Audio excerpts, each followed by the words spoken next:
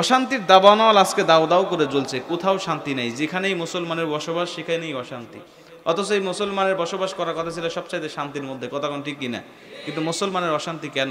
এই অশান্তির কেন এই একটা কারণে এক ছোট্ট একটা উদাহরণ দিই, কষ্ট হবে আপনাদের। একটা দোকানদারি করে, দোকানটা বেশ বড়, একা একা পরিচালনা করতে কষ্ট হয়। একটা কর্মচারী রেখেছিলেন, কর্মচারীর নাম ছিল ইসলাম। যেরকম কি নাম? ইসলাম। ওই দোকানদারের আবার একটা সুন্দরী মেয়ে ছিল, যুবতী মেয়ে, নাম ছিল শান্তি। কি নাম? তার মানে ইসলাম যেখানে শান্তিও সেখানে। তার মানে দোকানদারের আর বুঝতে বাকি রইল না যে আমার মেয়ে শান্তি আর আমার কর্মচারী ইসলাম, এই দুইজনের মধ্যে একটা গভীর প্রেমের সম্পর্ক তৈরি হয়ে গেছে। দোকানদার জানতে পারলো যখন, ইসলামের পিঠ মোড়া দিয়ে বাঁধলো, তখন শুধু বাঁধে না, গিরায় গিরায় মারে। শেষ পর্যন্ত চাকরিটাও দিল ক্যান্সেল করে। ইসলাম কয় আধুনিক যুগে, ডিজিটাল যুগে প্রেম করার অপরাধে তুমি আমার চাকরি দিলে ক্যান্সেল করে। দোকানদার শুনে রেখো ভালো করে, তোমার মেয়েকে ঘর ছাড়া করব 2 দিনের ভিতরে। 2 দিনের মধ্যে টেলিফোনে ফোন দিয়ে বলছে, হ্যালো শান্তি কোথায়? কয় আসি তো সিংহায়। কয় জলদি চলে এসো অমুক জায়গায়, এই ইসলাম তোমাকে নিয়ে সুখের ঘর বাঁধতে চায়। ইসলামের ফোন পেয়ে শান্তি খুশিতে গদগদ, এক দৌড় দিয়ে ইসলামের কাছে গিয়ে যখন সুখের ঘর বাঁধার পরিকল্পনা করছে, এদিকে দোকানদার সারাদিন দোকানদারি করার পরে বাড়িতে গিয়ে দেখে তার অন্যান্য সন্তানের আছে, স্ত্রী আছে, পরিবার পরিজন যারা যেখানে ছিল সেখানেই আছে, কিন্তু একমাত্র মেয়ে শান্তি নাই। চিল্লাফাল্লা শুরু করে দিল, আমার শান্তি গেল কোথায়, আমার শান্তি গেল কোথায়? পাড়া প্রতিবেশী দৌড়ে এসে ডাক দেখা, দোকানদার চিল্লাও কেন? কয় আমার শান্তি নাই। কয় শান্তিকে তালাশ করার আগে বলো তোমার কর্মচারী ইসলাম কোথায়? কয় তাকে তো পিটাই দিয়েছি বিদায়। কয় দোকানদার তুমি তো বোকা, তোমার ইমানের খেতে লাগছে পোকা, এই জন্য তোমার নিজের মেয়ে শান্তি তোমাকে দিয়েছে ধোকা। তো বলছে কেন? তো বলছে তুমি এত কিছু বোঝো, এত হিসাব নিকাশ রাখো, আর এইটুকু বোঝো না, যেই ঘরে ইসলাম থাকে না, যেই ঘরে ইসলাম থাকে না, ওই ঘরে শান্তি থাকার কোনো প্রশ্নই আসে না। কথা কোন ঠিক কিনা? বিশ্বাস করেন মুসলমান, আজকে ইসলাম শুধু আছে আজকে আমাদের টুপিতে, দাড়িতে, পাগড়িতে আর পাঞ্জাবিতে। ইসলাম শুধু আছে আজকে আমাদের কথাবার্তায়, নেই কোনো কাজে কর্মে। ইসলামটা যদি আমাদের ব্যক্তিগত জীবন থেকে শুরু করে নি, আমাদের পারিবারিক জীবন থেকে শুরু করে নি, সামাজিক জীবন থেকে শুরু করে নি, রাষ্ট্রীয় জীবন পর্যন্ত প্রতিটা ধাপে ধাপে ইসলামটাকে ফিট করতে পারতাম, আল্লাহর কসম করে বলতে পারি আগামীকালকে পূর্ব দিগন্ত থেকে রক্তিম সূর্য উদিত হবে, এটা যেমন মহাসত্য। ইসলাম কায়েম হয়ে গেলে তামাম পৃথিবীর অশান্তির বেড়া জালকে ভেদ করে এ দুনিয়ার জমিনে শান্তি ফেরত আসতো, এটাও ঠিক তেমনই সত্য। কথা কোন ঠিক কিনা? কিন্তু ইসলামটা যখন আমরা কায়েম করতে পারি নাই, ইসলামটা যখন আমরা মানতে পারি নাই, ইসলামটা আমাদের জীবনের সঙ্গে যখন সেটিং করতে পারি নাই, তখন আমাদের জীবনে দুর্বিষহ অন্ধকার নেমে এসেছে। কথা কোন ঠিক কিনা? সম্মানিত উপস্থিতি, এই বিষয়গুলো মাথায় রেখে আমি আপনাদের মাঝে সংক্ষিপ্ত সময় কিছু কথা বলতে চাই। দুহাত উঁচু করে একটা আল্লাহর নামে তাকবীর দিবেন। পারবেন তো ইনশাআল্লাহ? পারবেন ইনশাআল্লাহ? পারবেন? তাকবীরটা কেন দিবেন? এই ছাত্ররা, কথা বলা যাবে না, উঠাউঠি করা যাবে না, একদম মনোযোগ দিয়ে আলোচনা শুনতে হবে। উঠাউঠি করলে মনোযোগ নষ্ট হয়ে যাবে, আলোচনার লাইন কেটে যাবে। খবরদার কথা বলবে না। 2 হাত উঁচু একটা আল্লাহর নামে তাকবীর দিতে পারবেন? কেন দিবেন জানেন? আল্লাহ রাসূল বলেন, যেখানে কোরআন ও হাদিসের আলোচনা করা হয়, ওইখানে কিছু মানুষ শয়তান, জিন শয়তান, খবির শয়তান, খান্নাস শয়তান, নাফস শয়তান, ইবলিস শয়তান, এই শয়তানগুলো ঢুকে মানুষগুলোকে ধোঁকা দিয়ে বোকা বানিয়ে ওখান থেকে উঠায় নিয়ে চলে যায়, অথবা মনোযোগ হারায় দেয়। এই জন্য শয়তানকে তাড়ানোর জন্য তোমরা যদি আল্লাহু আকবার আওয়াজ দাও, আল্লাহু আকবার আওয়াজ যাবে যত দূর, শয়তান পালাবে তত দূর। শয়তানকে কাছে রাখতে চাই না দূরে তাড়াতে চাই? পারবেন তো ইনশাআল্লাহ? আপনারা জানেন এই তাকবীরের আওয়াজের পাওয়ার কত। সাহাবা একরামরা যখন যুদ্ধের ময়দানে তাকবীরের আওয়াজ দিতেন, কাফের মুশরিকদের হাত থেকে তলোয়ার ঝনঝন করে মাটিতে পড়ে যেত। আল্লাহু আকবার কোন। ইতিহাস বেশি দূরের নয়, এই বাংলার জমিনে, সিলেটের জমিনে শাহজালাল আমিনী রহমাতুল্লাহ আলাইহি যখন পদার্পণ করলেন, বেঈমান গৌর গোবিন্দ ঘোষণা করে দিলেন, রে টুপিওয়ালার দল, বাংলার জমিন থেকে ভেগে যাও, কোনো টুপিওয়ালার জায়গা বাংলার জমিনে হবে না। শাহজালাল আমিনী রহমাতুল্লাহ আলাইহি বললেন, রে বেঈমান গৌর গোবিন্দ, মনে করেছো তোমার মতো আমার তো শূন্য নাই, মনে করেছো তোমার মতো আমার তো ভারী ভারী অস্ত্র নাই। পবিত্র কোরআন খানা উঁচা করে ডাক দিয়া বললেন, আমার কাছে এমন একটি অস্ত্র আছে যা তোমার 14 পুরুষ কোনোদিন নাম পর্যন্ত শোনে নাই। জোরে কোন আল্লাহু আকবার। বেঈমান গৌর গোবিন্দ যখন জিহাদের ঘোষণা দিয়ে দিলেন, জিহাদের ঘোষণা পাওয়ার পরে 360 জন আউলিয়াকে বললেন, রে আউলিয়ার দল, আমার সামনে বসে যাও। তোমাদের মধ্যে এমন কোন আল্লাহর ওলি থাকলে দাঁড়িয়ে যাও, যার জীবনে কোনোদিন তাহাজ্জুদ নামাজ কাজা হয় নাই, যার জীবনে কোনোদিন তাকবীরুল আসরে নাই, যার জীবনে কোনোদিন আসরের 4 রাকাত সুন্নাত পর্যন্ত কাজা হয় নাই। নাসিরউদ্দিন নামের একজন আল্লাহর ওলি লাব্বাইক বলে দাঁড়িয়ে গিয়ে বললেন, আল্লাহর ওলি আলহামদুলিল্লাহ, আমার জীবনে কোনোদিন তাহাজ্জুদ কাজা হয় নাই, আমার জীবনে কোনোদিন তাকবীরুল আসরে নাই, আমার জীবনে কোনোদিন আসরের 4 রাকাত সুন্নাত পর্যন্ত কাজা হয় নাই। আল্লাহর ওলি শাহজালাল আমিনী রহমাতুল্লাহ আলাইহি বললেন, রে আল্লাহর ওলি, ধন্য আপনার জীবন। জীবন পবিত্র জিহ্বাখানা নাড়া নাড়া একটু আল্লাহু আকবার আওয়াজটা তুলে দেন। আল্লাহু আকবার আওয়াজটা যখন চলতেছিল জমিনটা থর থর করে কাঁপতেছিল। আল্লাহু আকবার আওয়াজটা যখন চলতেছিল বেঈমান গৌর গোবিন্দ রাজপ্রাসাদটা থর থর করে কাঁপতেছিল। হঠাৎ করে দেখা গেল আজানের আওয়াজ শেষ আর বেঈমান গৌর গোবিন্দর রাজপ্রাসাদও আল্লাহ মাটির সাথে বিলীন করে দিলেন। জোরে কোন আল্লাহু আকবার। এরকম একটি আওয়াজ দিয়ে বলেন তো দেখি, লিল্লাহে তাকবীর, লিল্লাহে তাকবীর। আল কোরআনের আলো, আল হাদিসের আলো, লিল্লাহে তাকবীর। মুসলমান ভাইরা আমার, মনোযোগ দিয়ে কথাগুলো শুনে নেন। রে পাবনা জেলার মুসলমান, আমার আল্লাহ রাব্বুল আলামিন বলে দিলেন সূরা জুমার 39 নম্বর সূরা 24 নম্বর পারা 2 নম্বর পৃষ্ঠার প্রথম নম্বর লাইন, আয়াত নম্বরটা হলো 41। 41 নম্বর আয়াতের মধ্যে আল্লাহ চমৎকার ভাবে বলেন, ইন্না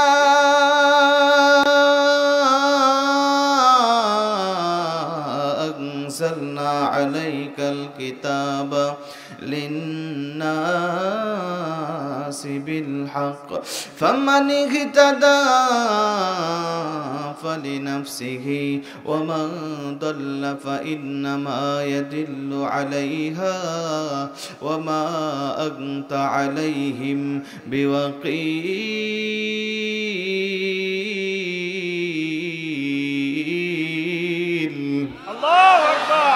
আল্লাহ রাব্বুল আলামিন এই দুনিয়ার জমিনে মানুষগুলোর উপরে 30 বার আল কোরআন নাজিল করে দিয়া আল্লাহ রাব্বুল আলামিন বলে দিলেন, পৃথিবীর মুসলমান, আমি মালিক তোমাদের উপরে 30 পারা কোরআন পাঠিয়ে দিলাম।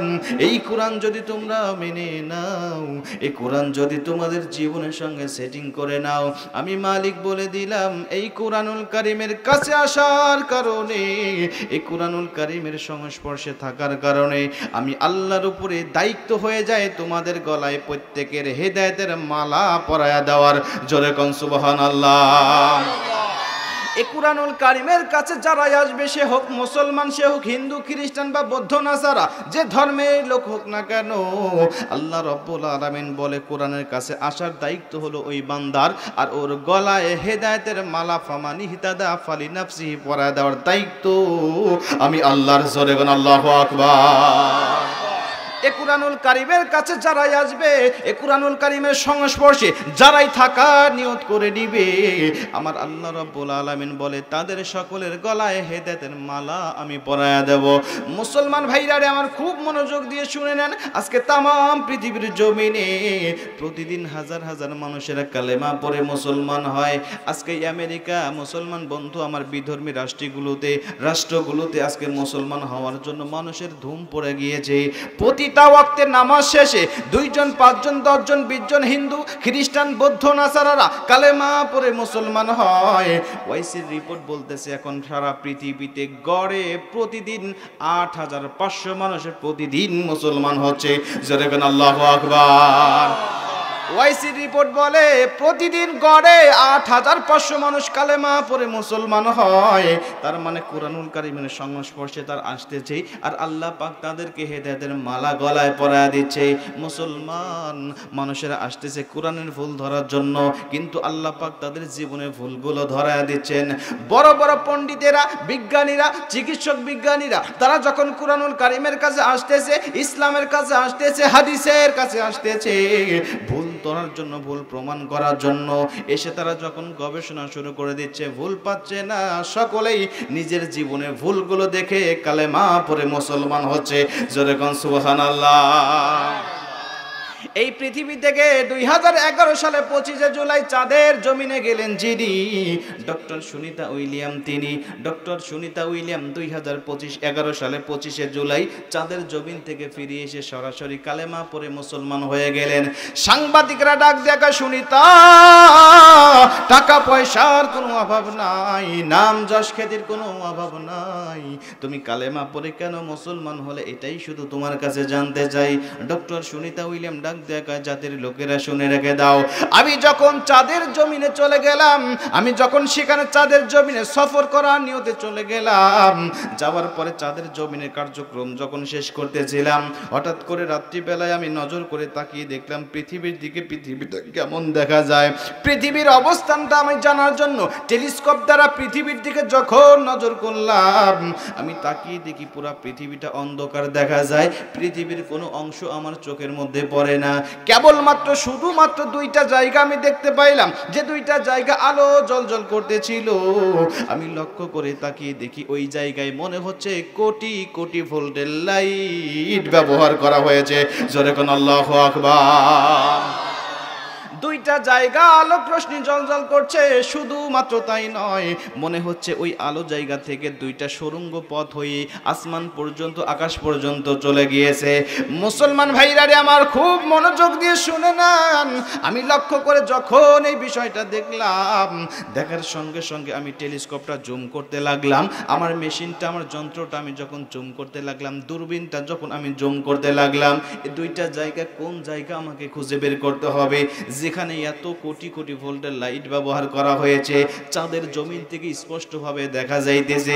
তিনি বললেন, আমি যখন এই দুইটা জায়গা জুম করতে লাগলাম, ভেবেছিলাম হয়তোবা পৃথিবীর কোনো উন্নত রাষ্ট্র হয়ে যাবে, হয়তোবা আমেরিকা, কুয়েত, কাতার বা সিঙ্গাপুরের মতো উন্নত রাষ্ট্র হবে।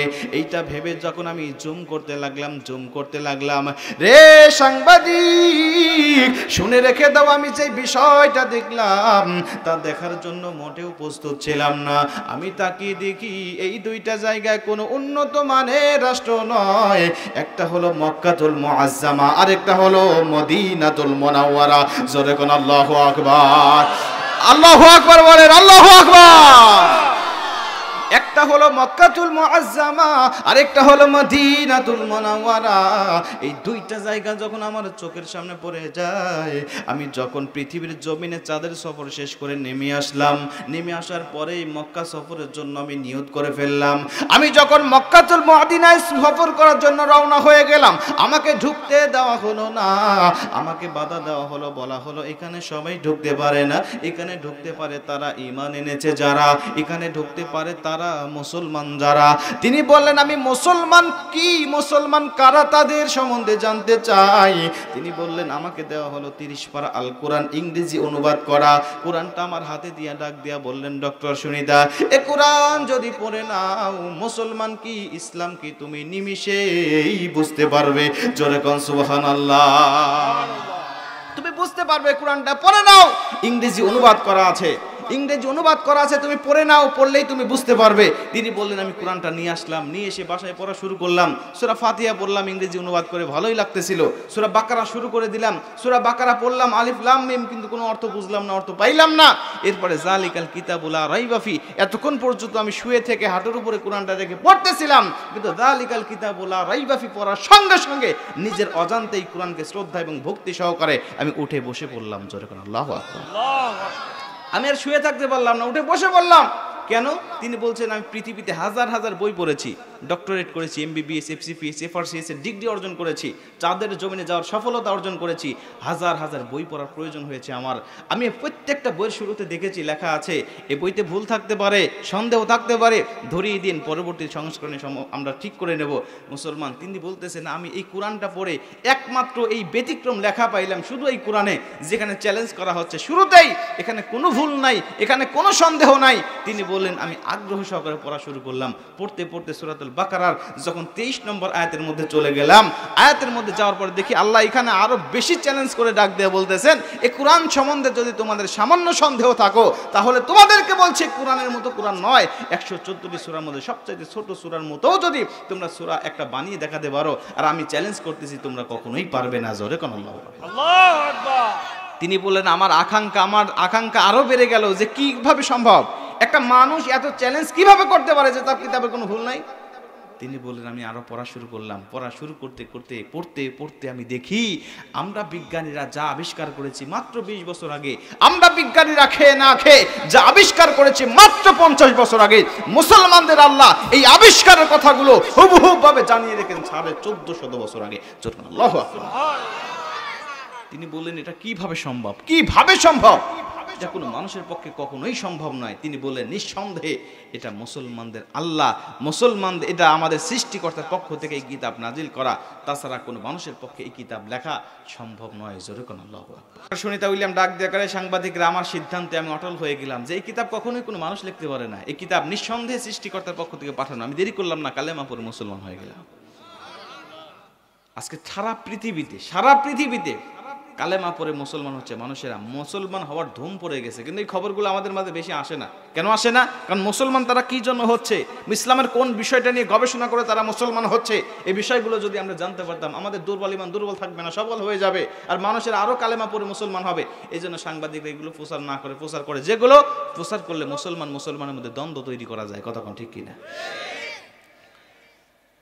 মুসলমান ভাইরা আমার, শুধু কোরআন গবেষণা করে নয়, আজকে মুসলমানের প্রতিটা ইবাদত নিয়ে বিজ্ঞানরা গবেষণা করেছেন। প্রতিটা ইবাদত নিয়ে বিজ্ঞানরা গবেষণা করে সিদ্ধান্ত দিতে বাধ্য হয়েছে যে যদি কোনো মুসলমান, যদি কোনো মানুষ মুসলমান ধর্মে যে ইবাদতগুলোর কথা বলা হয়েছে এগুলো যদি নিয়ম মাফিক যদি পালন করতে পারে, তারা পরকালে জান্নাত পাবে না জাহান্নাম পাবে, এটা তাদের ধর্মীয় ব্যাপার, আমরা বলতে পারবো না। কিন্তু এই ইবাদতগুলো যদি কোনো মানুষ করতে পারে, সে দুনিয়ার জমিনে 100% সুস্থ এবং স্মার্ট জাতি হিসাবে এই মুসলমানরাই বসবাস করবে। জোরে করে আল্লাহু আকবার। আমরা মুসলমানের সন্তান বুঝি না, বাপদাদার সূত্রে ইসলাম পাইছি, তো এই জন্য ইসলামটা কি আমরা বুঝি না। আজও আজান হলে পরে আমরা মসজিদের দিকে যাই না। কতক্ষণ ঠিক কিনা? প্রতিটা ইবাদত আজকে বিজ্ঞানসম্মত। চিন্তা করছেন আপনি কোন ইবাদত করবেন? ইসলামের প্রতিটা ইবাদত বিজ্ঞানসম্মত। ওযু থেকে শুরু করে নিয়ে নামাজ, রোজা, হজ, যাকাত, যত রকম ইবাদত বন্দেগী নিয়ম কানুন আছে। এই যে রোজার উপরে গবেষণা করে 2016 সালে জাপানের বিখ্যাত বিজ্ঞানী ডক্টর ওশিনোরি ওসুমি নোবেল প্রাইজ পেয়েছিলেন। তিনি রোজা থাকার দুনিয়াতে 9টা পুরস্কার সুসংবাদ তিনি আবিষ্কার করেছিলেন যে একটা মানুষ যখন রোজা থাকে কমপক্ষে 9টা উপকার সে পায়, দুনিয়াতেই সে 9টা উপকার পায়। এই উপকার পাওয়ার পরে, এটা গবেষণা করার পরে যেদিন যখন নোবেল প্রাইজ পেলেন ডক্টর ওশিনোরি ওসুমি, এই ওশিনোরি ওসুমি নোবেল প্রাইজ পাওয়ার পরে এখন হিন্দু, খ্রিস্টান, বৌদ্ধ, নাসারারা রোজা থাকা শুরু করে দিয়েছে। জোরে করে আল্লাহু আকবার। তারা বলতেছেন যে যদি রোজা থাকলে এতই উপকার হয়, তাহলে এই উপকার শুধু মুসলমান পাবে কেন? আমরাও এই উপকার থেকে মাহরুম হব কেন, বঞ্চিত হব কেন? তারা বলছেন আমরাও দুনিয়াবি উপকার পাওয়ার জন্য রোজা থাকা শুরু করে দিলাম। শুধু কি তাই? মুসলমান, আপনি আশ্চর্য হয়ে যাবেন মুসলমানের প্রতিটা ইবাদত কিভাবে বিজ্ঞানরা প্রমাণ করতেছে। আমরা মানুষ মারা গেলে এই যে প্রাসিক কবরস্থানে যখন মানুষকে দাফন করার আগে আমরা সুন্দর করে ধোয়াই না? কি দিয়ে ধোয়ান? বরই পাতা দিয়ে, গরম পানি দিয়ে ধোয়ান নাকি কন? পৃথিবীর জমিনে এত ঔষধি গাছের পাতা, ঔষধি গাছের গাছ, শিকড় আছে, সেগুলো বাদ দিয়ে কেন বরই পাতার মতো সামান্য একটা পাতা দিয়ে আল্লাহ নবী ধৌত করার কথা বললেন? এই বিষয়টা নিয়েও গবেষণা করে ফ্রান্সের একদল বিখ্যাত বিজ্ঞানী কালেমা পড়ে মুসলমান হয়েছেন। জোরে কোন সুবহানাল্লাহ। ইসলামটা কি একটা ধর্ম, আপনি আশ্চর্য হয়ে যাবেন। আপনার মনোযোগ দিয়ে শোনেন, যতক্ষণ শুনবেন আপনার শুধু শুনতেই মন চাইবে। আশ্চর্য হয়ে যাবেন, আপনার ঈমান বৃদ্ধি হয়ে যাবে যে আমরা কি ধর্ম পেয়েছি আর আমরা কোন পথে আছি। এখন হাসি দেওয়ার পরে আমরা মুসলমানরা কি বলি? আলহামদুলিল্লাহ বলে আল্লাহ শুকরিয়া আদায় করি। কেন আমরা বলি? আমরা আল্লাহ আলহামদুলিল্লাহ বলে আল্লাহকে ধন্যবাদ দেই, সৃষ্টিকর্তাকে শুকরিয়া আদায় করি যে আল্লাহ তোমাকে শুকরিয়া আদায় করলাম কারণ আমি হাসি পেয়েছি। কেন আমরা হাসি দেওয়ার পর আলহামদুলিল্লাহ সৃষ্টিকর্তাকে ধন্যবাদ দেবো? হাসির সাথে সৃষ্টিকর্তা কি সম্পর্ক আছে? এটা আমরা মুসলমান কোনো দিন গবেষণা করে দেখি নাই, চিন্তাও করে দেখি নাই। হাদিসের মধ্যে আছে, আল্লাহ নবী বলেছেন ইদা আতাসা আহাদুকুম ফালিয়াকুল আলহামদুলিল্লাহ, যখন তোমরা হাসি দিবে দেরি করবে না, সঙ্গে সঙ্গে সৃষ্টিকর্তা শুকরিয়া আদায় করে তোমরা আলহামদুলিল্লাহ বলবে। জোরে কোন সুবহানাল্লাহ। আমরা এই হাদিসটা জানি, এই জন্য আমরা সকলেই মানি। কথা কোন ঠিক কিনা? কিন্তু বিজ্ঞানী বলতেছেন যে তাদের হাসির সাথে সৃষ্টিকর্তাকে ধন্যবাদ দেওয়ার কি সম্পর্ক? তিনি বলতেছেন আমি গবেষণা শুরু করলাম, গবেষণা করে 3 বছর এই হাসি নিয়ে গবেষণা করে অবশ্যই সিদ্ধান্ত নিতে বাধ্য হলাম যে এই মুসলমানদের ধর্মই হলো স্বর্গের ধর্ম, এই মুসলমানদের ধর্মই হলো সত্য ধর্ম। দেরি করলাম না, আমিও কালেমা পড়ে মুসলমান হয়ে গেলাম।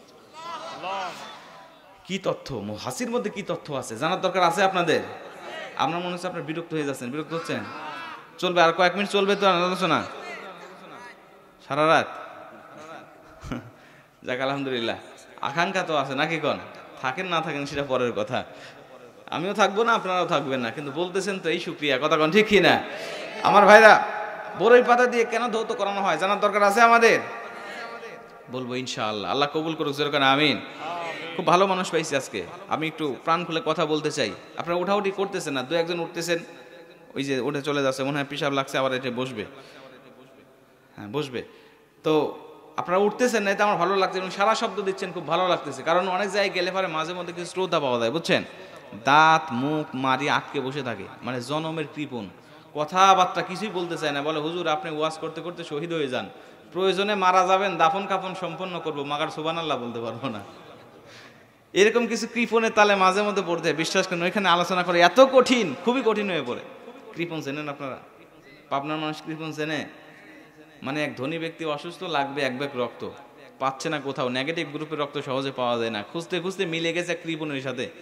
কৃপণকে ডাক দেয়া কয়, কৃপণ রে রক্ত লাগবে, রক্ত দে। কৃপণ কয়, তোর মাথা খারাপ, আমি ভাতই ঠিক মতো খাই না, রক্ত আসবে কোত্থেকে, আমি রক্ত দেওয়ার পেলে আর তুই বলছে না রক্ত না দিলে তো বাঁচবো না।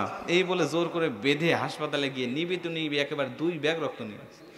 কৃপণ কয়, আমার সব নিয়ে নিল রে, আমার সব নিয়ে নিল। কয় না, সব নিয়ে নেই, মাত্র 2 ব্যাগ নিছি। এই বলে ধনী ব্যক্তিটা পকেট থেকে চেক বাহির করে 2 লক্ষ টাকার একটা অ্যামাউন্ট বসায় দিয়ে সিগনেচার করে ধনীর লোকটা ওই কৃপণের হাতে দিয়ে বলছে, কৃপণ রে তোর রক্ত পেয়ে আমি খুশি, তোকে 2 লক্ষ টাকা হাদিয়া দিলাম। ওই 2 লক্ষ টাকা হাদিয়া পেয়ে আমি আরো 2 ব্যাগ রক্ত দেবো। চিন্তা করছে তো বাঁচার কথাই না, কই আমি আরো 2 ব্যাগ দেবো। তুই বলছেন এখন লাগবে না, লাগবে যখন তোকে ফোন করা হবে তখন। 2 মাস পরে ফোন দিয়ে বলছে, হ্যালো কৃপণ কোথায়?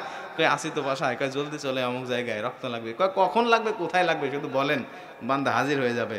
বান্দা হাজির, 2 ব্যাগ রক্ত দিয়ে বসে আছে খুব আশা নিয়ে, কম পক্ষে আজকে 2 লক্ষ টাকা পাবে।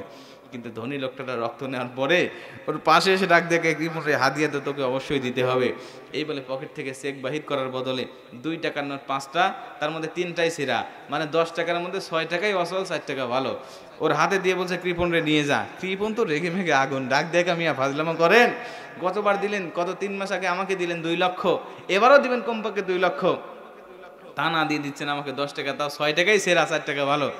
ধনী লোক ডাক দেখে, কৃপণ রে মন খারাপ করিস না, কষ্ট করিস না, গত 3 মাস আগে আমি ছিলাম ধনী, আমার মনও ছিল ধনী, আমার রক্তও ছিল ধনী, কিন্তু তুই কৃপণ খারাপ, তোর মনও খারাপ, তোর রক্তও খারাপ। তোর রক্ত যেদিন থেকে আমার শরীরে ঢুকছে ওই দিন থেকে আমি ধনী নাই, নিজেই কৃপণ হয়ে গেছি। মানে এখন কৃপণের রক্ত এখন আমার শরীরে বইতেছে, এখন কি আমি আর ধনী আছি? তোকে তো আমি আর টাকা দিতে পারবো না, কারণ আমি এখন কৃপণের রক্ত আমার শরীরে বইতেছে। তো এরকম কিছু কৃপণের তালে মাঝে মধ্যে পড়তে, বিশ্বাস করেন আধা ঘন্টা আলোচনা করতে গা ঘেমে যায়। কিন্তু আপনাদের মধ্যে শ্রোতা পাইলে মোটামুটি 2-1 ঘন্টা করা যায়। জোরে কোন আল্লাহু আকবার, করা যাবে তো ইনশাল্লাহ, চলবে তো ইনশাল্লাহ। যুবক ভাইরা, আপনাদের জন্য কিন্তু স্পেশাল আলোচনা আছে, করবো ইনশাল্লাহ। কাঁচা বাদাম মনে আছে? ভাইরাল টপিক কাঁচা বাদাম। ওরে সর্বনাশ, কাঁচা বাদামের যে কি হয়েছে এখন, নেট খুললেই, ইন্টারনেট খুললেই কাঁচা বাদাম আর কাঁচা বাদাম। এই কুরআনুল কারীমের একটা অলৌকিক মুআজিজা আছে। কুরআনুল কারীমের একটা অলৌকিক মুআজিজা আছে, যেটা হলো আপনি এই কুরআনুল কারীম যত শুনবেন আপনার কখনো বিরক্ত হবে না। কিন্তু দুনিয়াবি গান বাজনা আপনি একবার শুনলে, 2 বার শুনলে, 7 বার শুনলে আপনার শুনতে মন চাইবে না। বিশ্বাস হয়? কুরআনুল কারীম 1450 বছর আগে নাজিল হয়েছে। এই কুরআনুল কারীম তেলাওয়াত আমরা প্রতিদিন করতেছি না? আমাদের কখনো বিরক্ত হয়? এই কুরআনুল কারীমই একমাত্র মুআজিজা, বিশ্বনবীর মুআজিজা, যেই মুআজিজার পাওয়ার ক্ষমতা অতীতে যেমন ছিল আজও তেমন আছে, কিয়ামত পর্যন্ত একই রকম থাকবে। এবং জান্নাতের মধ্যেও এই কুরআনুল কারীমের মুআজিজা কিঞ্চিত পরিমাণও কমবে না, বরং আরো বেড়ে যাবে। জোরে কোন আল্লাহু আকবার। কিন্তু যত নবী এসেছেন প্রতিটা নবীর মুআজিজা, নবীরা বিদায় নেওয়ার সঙ্গে সঙ্গে সেই মুআজিজার গুলো চলে গিয়েছে, আর কার্যকারিতা নাই। কিন্তু কোরআনের মুআজিজা বিদ্যমান এখনো আছে, অতীতে যেমন ছিল এখনো তেমন আছে, ভবিষ্যতেও তেমনই থাকবে। এই কুরআনুল কারীম, খুব মনোযোগ দেন, এই কুরআনুল কারীম আপনি যত শুনবেন আপনার শুধু শুনতেই মন চাইবে, কখনো মনে হবে না যে এই কোরআন আর শুনতে মন চাচ্ছে না। প্রতিটা দিন শুধু ফরজ নামাজে 17টা ওয়াক্তে 17টা রাকাতে কমপক্ষে 17 বার সূরা ফাতিহা পড়ি। আমি আর সূরা ফাতিহা এই ওয়াক্তে পড়বো না, আজকে অন্য সূরা পাঠ করব, এমন মনোভাব কি কোনো মানুষের মধ্যে হয়েছে? কোনো মানুষের মধ্যে কিন্তু আসে না। কিন্তু আপনি দেখবেন যে যত গান ভাইরাল হয়, দেখবেন যে খুব বেশি 1 সপ্তাহ 2 সপ্তাহ বা 1 মাস থাকে, এরপরে দেখবেন যে আর ওই গান শুনতে কেউ মন চায় না, কেউ শোনে না ওই গান। কথা কোন ঠিক কিনা? এটা কাঁচা বাদাম ভাইরাল হয়েছে, কাঁচা বাদাম ভাইরাল হয়েছে। এখন দেখবেন সবার মুখে কাঁচা বাদাম, নেট দুনিয়া ভাইরাল। টিভি সাংবাদিকেরা শুধু না খেয়ে, মানে একদম না খেয়ে না পড়েছেন, একদম কাঁচা বাদামের প্রতি লেগে পড়েছে। আবার আমি ইন্টারনেটে দেখলাম যে আমার দেশের মিডিয়া কর্মী মূলধারার গণমাধ্যম কর্মীরা পর্যন্ত ওই ভারতে যাচ্ছে, ওই কাঁচা বাদামওয়ালা শিল্পীর কাছে যাচ্ছে। কেউ নিয়ে যাচ্ছে কাপড় নিয়ে, কেউ নিয়ে যাচ্ছে টাকা নিয়ে, কেউ নিয়ে যাচ্ছে বিভিন্ন রকম উপঢৌকন নিয়ে। তার কাছে গিয়ে বলছে, ভাই আপনাকে এটা হাদিয়া দিলাম, আপনার গান শুনে আমরা মুগ্ধ হয়েছি। আপনি বলেছেন যে পায়ে তোরা হাতে বালা থাকে, যদি সিটিগুলোর চেন তাহলে কি দিয়ে যাবেন, বিনিময়ে কি পাবেন? সমান সমান কাঁচা বাদাম পাবেন। এই কথা আপনি বলার কারণে আমরা মুগ্ধ হয়েছি, এই জন্য আপনার কাছে এসেছে উপঢৌকন নিয়ে, এটা নিয়ে আমাদেরকে ধন্য করেন। মূল ধারার গণমাধ্যম কর্মীরা সেখানে গিয়ে আজকে একদম পাগল হয়ে যাচ্ছে। কিন্তু আফসোসের সাথে বলতে হয় এই যে মাদ্রাসার ছাত্ররা, আমার বাংলাদেশের মাদ্রাসার ছাত্ররা যখন ৭৪টা দেশকে পিছনে ফেলে, ৭৩টা দেশকে পিছনে ফেলে, ১০৩টা রাষ্ট্রকে পিছনে ফেলে, ১২০টা ২১টা রাষ্ট্রকে পিছনে ফেলে, যখন সারা পৃথিবীর মধ্যে কুরআনুল কারীমের প্রতিযোগিতায় চ্যাম্পিয়ন হয়ে সারা পৃথিবীর মধ্যে বাংলাদেশের নামকে উজ্জ্বল করে বাংলাদেশে আসে, একটা সাংবাদিকেরা, একটা মূলধারা গণমাধ্যমে সাংবাদিকেরা ১০ টাকার ফুল নিয়ে তাকে শুভেচ্ছা জানায় না। কতক্ষণ ঠিক কিনা? আফসোসের সাথে বলতে হয়। অথচ আমরা কি গান পাইলাম, আর এই গান নিয়ে আমরা দুনিয়ার মানুষের এখন ব্যস্ত হয়ে পড়লাম। অথচ এই কুরআনুল কারীম আপনি যত শুনবেন আপনার কখনো বিরক্ত হবে না, কিন্তু গান শুনবেন। এর আগে ভাইরাল হয়েছিল না মানিকে মাগে হইতে, সবাই শুনেছি। শুনতে শুনতে দেখবেন যে বরফওয়ালাও বাজায়, সালদারা সারালাও বাজায়, বাসওয়ালাও বাজায়, ট্রাকওয়ালাও বাজায়, নারীও বাজায়, পুরুষও বাজায়, মূর্খও বাজায়, শিক্ষিতও বাজায়, সবার কাছে শুধু একই গান। এখন আর কারো কাছে আছে? আর কেউ শোনে না গান। তার মানে সেটা চলে গিয়েছে। কুরআন ছিল, আছে, থাকবে। এই কুরআনুল কারীমের স্বাদ, এই কুরআনুল কারীমের মজা কিঞ্চিত পরিমাণও কমবে না। জোরে কোন আল্লাহু আকবার। আল্লাহু আকবার। শুধু তাই নয়, আশ্চর্য হয়ে যাবেন এই কুরআনুল কারীমের এমন একটি মুজিজা। বিশ্বনবী বলেন যে কুরআন তুমি যেমনে পাঠ করবে তেমনি ভালো লাগবে। গানের নির্দিষ্ট একটা সুর আছে, এই সুর ছাড়া যদি আপনি অন্য সুর দিয়ে পড়েন বা অন্য সুর দিয়ে যদি গান ভালো লাগবে না, বিরক্ত লেগে যাবে। যেমন মনে করেন আমরা অনেক গান শুনি না, এই মনে করেন ও টুনির মা তোমার টুনি কথা শোনে না, গান আছে। এখন এই গানটার যে সুর, এটা বাদ দিয়ে যদি আপনি একটু সুরটা বেশি দেন, কি রাতের মতো আপনি সুর দেন, ও টুনির মা তোমার টুনি কথা শোনে, ভালো লাগবে? কিন্তু কুরআনুল কারীমের যে আয়াতটা আছে এটা আপনি বাড়িয়ে দেন, কত সুর দিবেন আপনি? কারি আব্দুল বাসিতের মতো টান দিবেন, ৪ আলিফ টান দিবেন, দেন, সমস্যা নাই, আপনার গায়ের পশম দাঁড়িয়ে যাবে। যদি মনে করেন যে না এত টান দেবো না, একটু কম দেবো, কি টান দেবো? কাবা শরীফের ইমাম শাইখ আব্দুর রহমান সুদাইসির মতো টান দেবো। আলহামদুলিল্লাহি রাব্বিল আলামিন আর রহমানির রহিম মালিকি ইয়াউমিদ্দিন ইয়্যাকা না'বুদু ওয়া ইয়্যাকা নাস্তাঈন ইহদিনাস সিরাতাল মুস্তাকিম সিরাতাল লাযীনা আন'আমতা আলাইহিম গায়রিল মাগদুবি আলাইহিম ওয়ালাদ-দাল্লিন।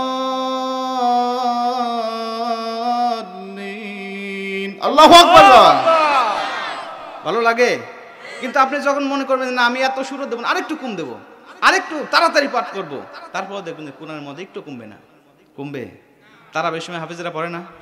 আলহামদুলিল্লাহি রাব্বিল আলামিন আর রহমানির রহিম মালিকি ইয়াউমিদ্দিন ইয়্যাকা না'বুদু ওয়া ইয়্যাকা নাস্তাঈন ইহদিনাস সিরাতাল মুস্তাকিম সিরাতাল লাযীনা আন'আমতা আলাইহিম গায়রিল মাগদুবি আলাইহিম ওয়ালাদ-দাল্লিন। জোরে কোন আল্লাহু আকবার। প্রতিটা ভাবে যখন কুরআনুল কারীম আপনি পাঠ করবেন, এই কুরআনুল কারীমের মজা কিঞ্চিত পরিমাণও কমবে না। যতই পড়বেন ততই আপনার ভালো লাগবে। কিন্তু দুনিয়ার গান বাজনাগুলো নির্দিষ্ট সুর ছাড়া অন্য সুরে যখন পাঠ করবেন, মনে হবে শিল্পীকে যেন ঝাঁটা পিটা করি। কতক্ষণ ঠিক কিনা? মুসলমান বন্ধু, এই কুরআনুল কারীমের এমন মুআজিজা আছে। কারি আব্দুল বাসিত রাহমাতুল্লাহ আলাইহির নাম আপনারা শুনেছেন। আল্লাহ রাব্বুল আলামিন কারি আব্দুল বাসিতকে এত সুর দিয়েছিলেন, তার ইতিহাস বের হয়েছে, জীবনী বের হয়েছে, পড়ে দেখতে পারেন।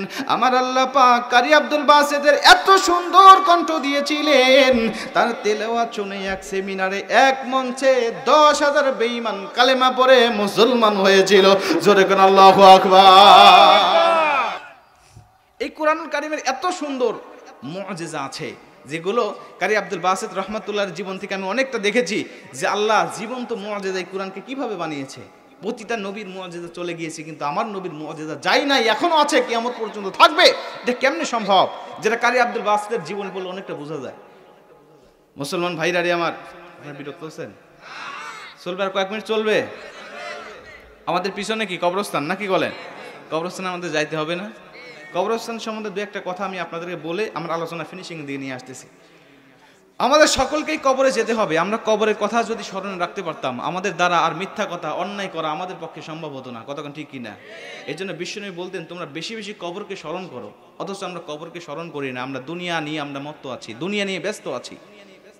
মা ফাতেমা রাদিয়াল্লাহু তাআলা আনহা যেদিন দুনিয়ার থেকে বিদায় নিয়ে চলে যায়, সেই দিনে একটা অলৌকিক ঘটনা আমি আপনাদের মাঝে আলোচনা করতে চাই, যেটা আমাদের ঈমান বাড়িয়ে দিবে। আমার বিশ্বাস আপনার মনটা নরম করে দিবে, আপনার চক্ষু দিয়ে পানি বের করে দিবে। মা ফাতেমা রাদিয়াল্লাহু তাআলা আনহা যখন দুনিয়ার থেকে বিদায় নিয়ে চলে যাবেন, যেদিন রাসূল সাল্লাল্লাহু আলাইহি ওয়াসাল্লামের বিদায়ের ঠিক 6 মাস পরে, কতদিন পরে? 6 মাস পরে ফজরের নামাজ আদায় করে মা ফাতেমা হাসান হুসাইনকে সুন্দর করে সাজিয়েছেন, ঘর বাড়ি সুন্দর করে সাজিয়েছেন, হাসান হুসেনের ময়লা কাপড়গুলো খেঁচে দিচ্ছেন, নিজেও সুন্দরী সেজে ঘরের মধ্যে বসে আছেন। হযরত আলী রাদিয়াল্লাহু তাআলা আনহু বাহির থেকে এসে নামাজ পড়ে এসে ঘরের মধ্যে ঢুকে দেখে যে বিবি ফাতেমা বসে বসে কাঁদতেছেন। ঘরটাকে সুন্দর করে সাজিয়েছেন, হাসান হুসেনকে সাজিয়েছেন, নিজেও সেজে বসে বসে কাঁদতেছেন। ফাতেমাকে ডাক দিয়া বললেন, বিবি আমার কাঁদো কেন, কারণ কি? তিনি বললেন, স্বামী আমার বাবা বিদায় নেওয়ার আজকে 6 মাস হয়ে গিয়েছে, আর আজকেই আমি হয়তোবা দুনিয়ার থেকে গভীর রাত্রিতে বিদায় নিয়ে চলে যাব। জোরে কোন আল্লাহু আকবার। মুসলমান ভাইরা আমার, হযরত আলী ডাক দিয়া বলেন, ফাতেমা তুমি দুনিয়া থেকে চলে যাবে এই কথা তুমি আমাকে কেমনে বলো তো দেখি। তুমি যদি দুনিয়ার থেকে বিদায় নিয়ে চলে যাও, হাসান হুসেনের কি অবস্থা হবে? তুমি আজকে হাসান হুসেনকে সুন্দর করে সাজিয়ে দিয়েছো, আজকে তুমি যখন চলে যাবে তাদেরকে তো নানার বিরহে বেদনায় তো এমনি তাদেরকে আমি থামাইতে পারি না। তুমি যদি চলে যাও তারা তো আরো ভেঙে পড়বে রে ফাতেমা। ফাতেমা ডাক দিয়ে বলেন, স্বামী চিন্তা করবেন না, আসলে সকলকেই একদিন চলে যেতে হবে। যারা এসেছে কেউই দুনিয়াতে থাকবো না, একদিন আমরা সকলেই দুনিয়ার থেকে বিদায় নিয়ে চলে যাব। এ মুসলমান, মা ফাতেমা যখন স্বামীকে এইভাবে বোঝাচ্ছেন, ডাক দেয়া বলেন, স্বামী আমার আমি দুনিয়ার থেকে বিদায় নিয়ে চলে যাব, আমি আপনার কাছে কিছু কথা রেখে যেতে চাই, আপনার কাছে আমি কিছু আবদার রাখতে চাই। স্বামী গো, আমি যখন দুনিয়ার থেকে বিদায় নিয়ে চলে যাব, আমাকে খবরদার কোনো মানুষকে সংবাদ দিবেন না, কোনো মানুষ আমার জানাজার প্রয়োজন নাই। আপনি নিজেই আমাকে দোয়া করে আপনি আমাকে কবরস্থ করবেন, কবরস্থানে দাফন করে দিবেন। ফাতেমার কথা শুনে হযরত আলী ডাক দেয়া বলেন, বিবি রে কি জন্য আমি কাউকে খবর দেব না বলো তো দেখি। তিনি বললেন, আমি দুনিয়ার জমিনে পর্দাশীল ছিলাম, কোনো মানুষ আমাকে দেখে নাই, কোনো আকৃতি আমার জানে না, আর তারা সারা পৃথিবীর মানুষের দোয়া দিয়ে আমার কি হবে বলেন? সারা পৃথিবীর মানুষ যদি বলে ফাতেমা ভালো ছিল, আর আপনি স্বামী যদি বলেন ফাতেমা খারাপ ছিল, স্বামী আমার কবরটা জাহান্নামের গর্ত হবে, তে কোনো সন্দেহ নাই। জোরে কোন আল্লাহু আকবার। আর সারা পৃথিবীর মানুষ যদি বলে ফাতেমা খারাপ ছিল, ফাতেমা খারাপ ছিল, কিন্তু আপনি স্বামী যদি বলেন ফাতেমা ভালো ছিল, তাহলে আমার কবরটা জান্নাতের বাগান হবে। স্বামী গো, এজন্য আপনার দোয়াই আমার জন্য যথেষ্ট হবে। আপনি গভীর রাত্রিতে আমাকে দাফন কাফন সম্পন্ন করবেন। আপনার কোনো নিয়ারেস্ট বন্ধু থাকলে তাকে কবর খনন করতে বলেন। মুসলমান ভাইরা রে, আমার খুব সংক্ষেপে কথাটা বলে দিচ্ছি, আমার মূল আলোচনা কিন্তু এটা নয়। আমি শুধুমাত্র আপনাদের জালসার যে কবরস্থানের বিষয়টা বোঝানোর জন্য কথাটা বলতে চাই। মুসলমান, তিনি বললেন, যখন হযরত আলী রাদিয়াল্লাহু তাআলা আনহু ফাতেমার মুখে কথা শুনে চলে গেলেন, তিনি আবু যর গিফারির কাছে রাত্রিবেলায় আবু যর গিফারিকে ডাক দেয়া বলেন, ভাই রে, হাসান হুসেন আজকে তার মাকে হারাবে, হাসান হুসেন আজকে এতিম হয়ে যাবে রে ভাই, কবরস্থানে কি কবরটা তুমি খনন করো। হযরত আলীর কথা শুনে আবু যর গিফারি আশ্চর্য হয়ে যায়, আর ডাক দেয়া বলে, রাসূল সাল্লাল্লাহু আলাইহি ওয়াসাল্লাম বিদায় দেওয়ার পর থেকে নিয়া হাসান হোসেনকে এমনি মানানো যায় না। হাসান হোসেন বারবার শুধু নানা নানা বলে কান্নাকাটি করে, আর আজকে যদি সে মাকে হারিয়ে ফেলে, না জানি তুমি তাদেরকে কিভাবে সান্ত্বনা দিবে রে মুসলমান রাজি। তিনি বললেন, তুমি কথা বাড়িও না ভাই, কবরস্থানে গিয়ে তুমি কবরটা খনন করো। আবু যর গিফারি চলে গেলেন কবরস্থানে কবর খনন করার জন্য।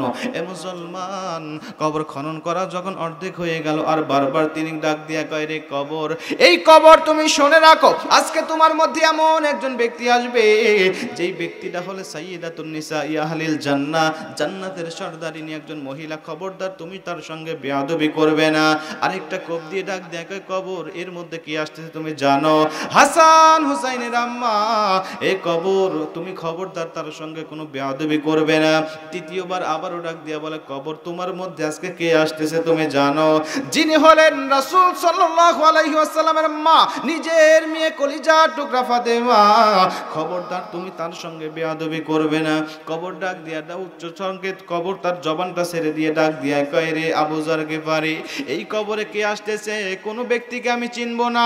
কোন ব্যক্তি আসতেছে, কোন ব্যক্তির পরিচয় কবরের মধ্যে হবে না। আমি কবর দেখব তার আমলটা কেমন।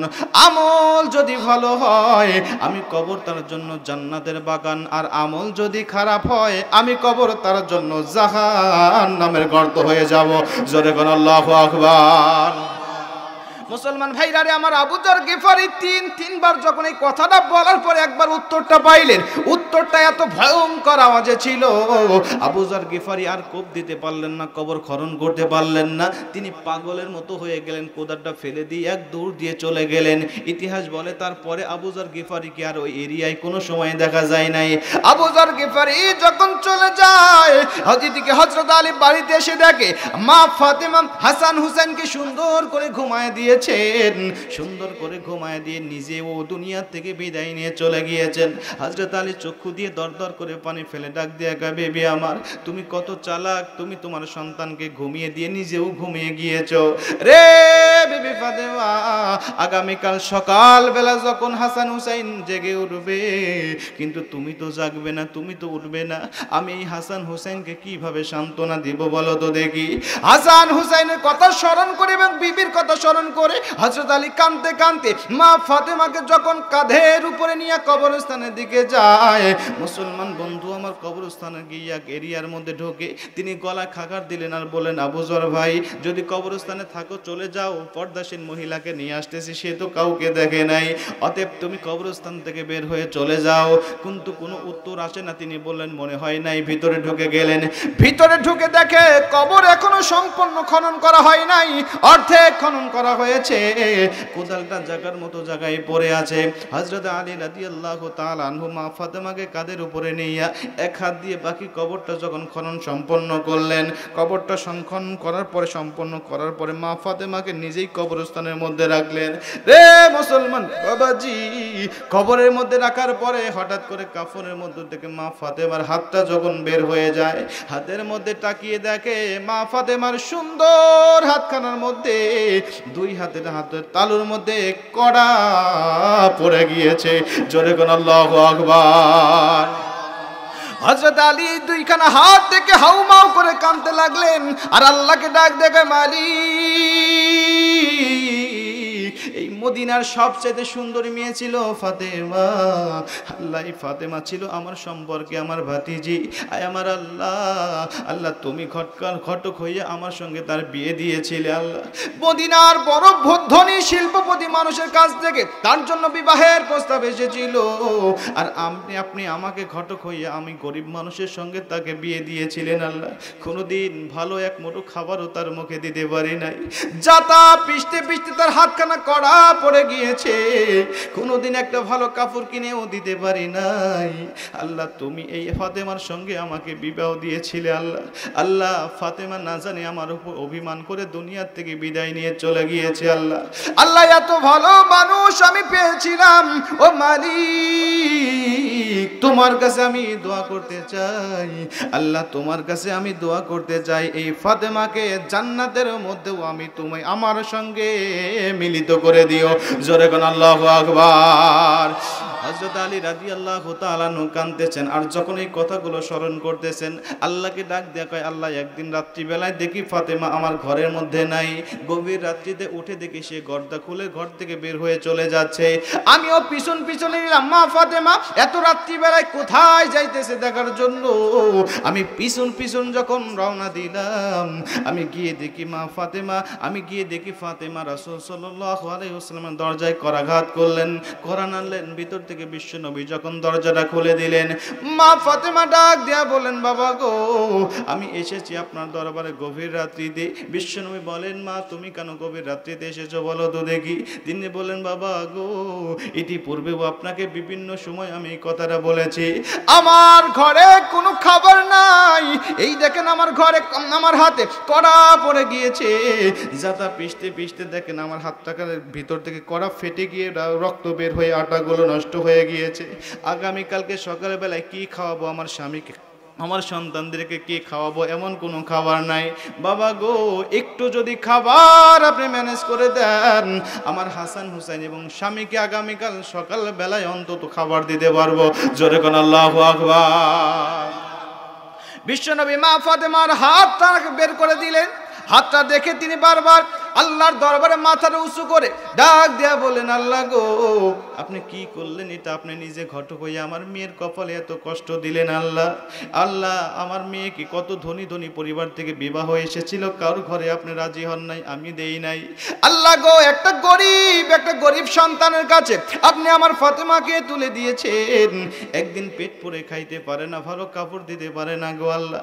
এইভাবে যখন আল্লাহর কাছে বিশ্বনবী বলতেছিলেন, মা ফাতেমা হাতটা টান দিয়ে নিয়ে আসলেন, এক দৌড় দিয়ে ঘর থেকে বের হয়ে বারান্দায় চলে আসলেন।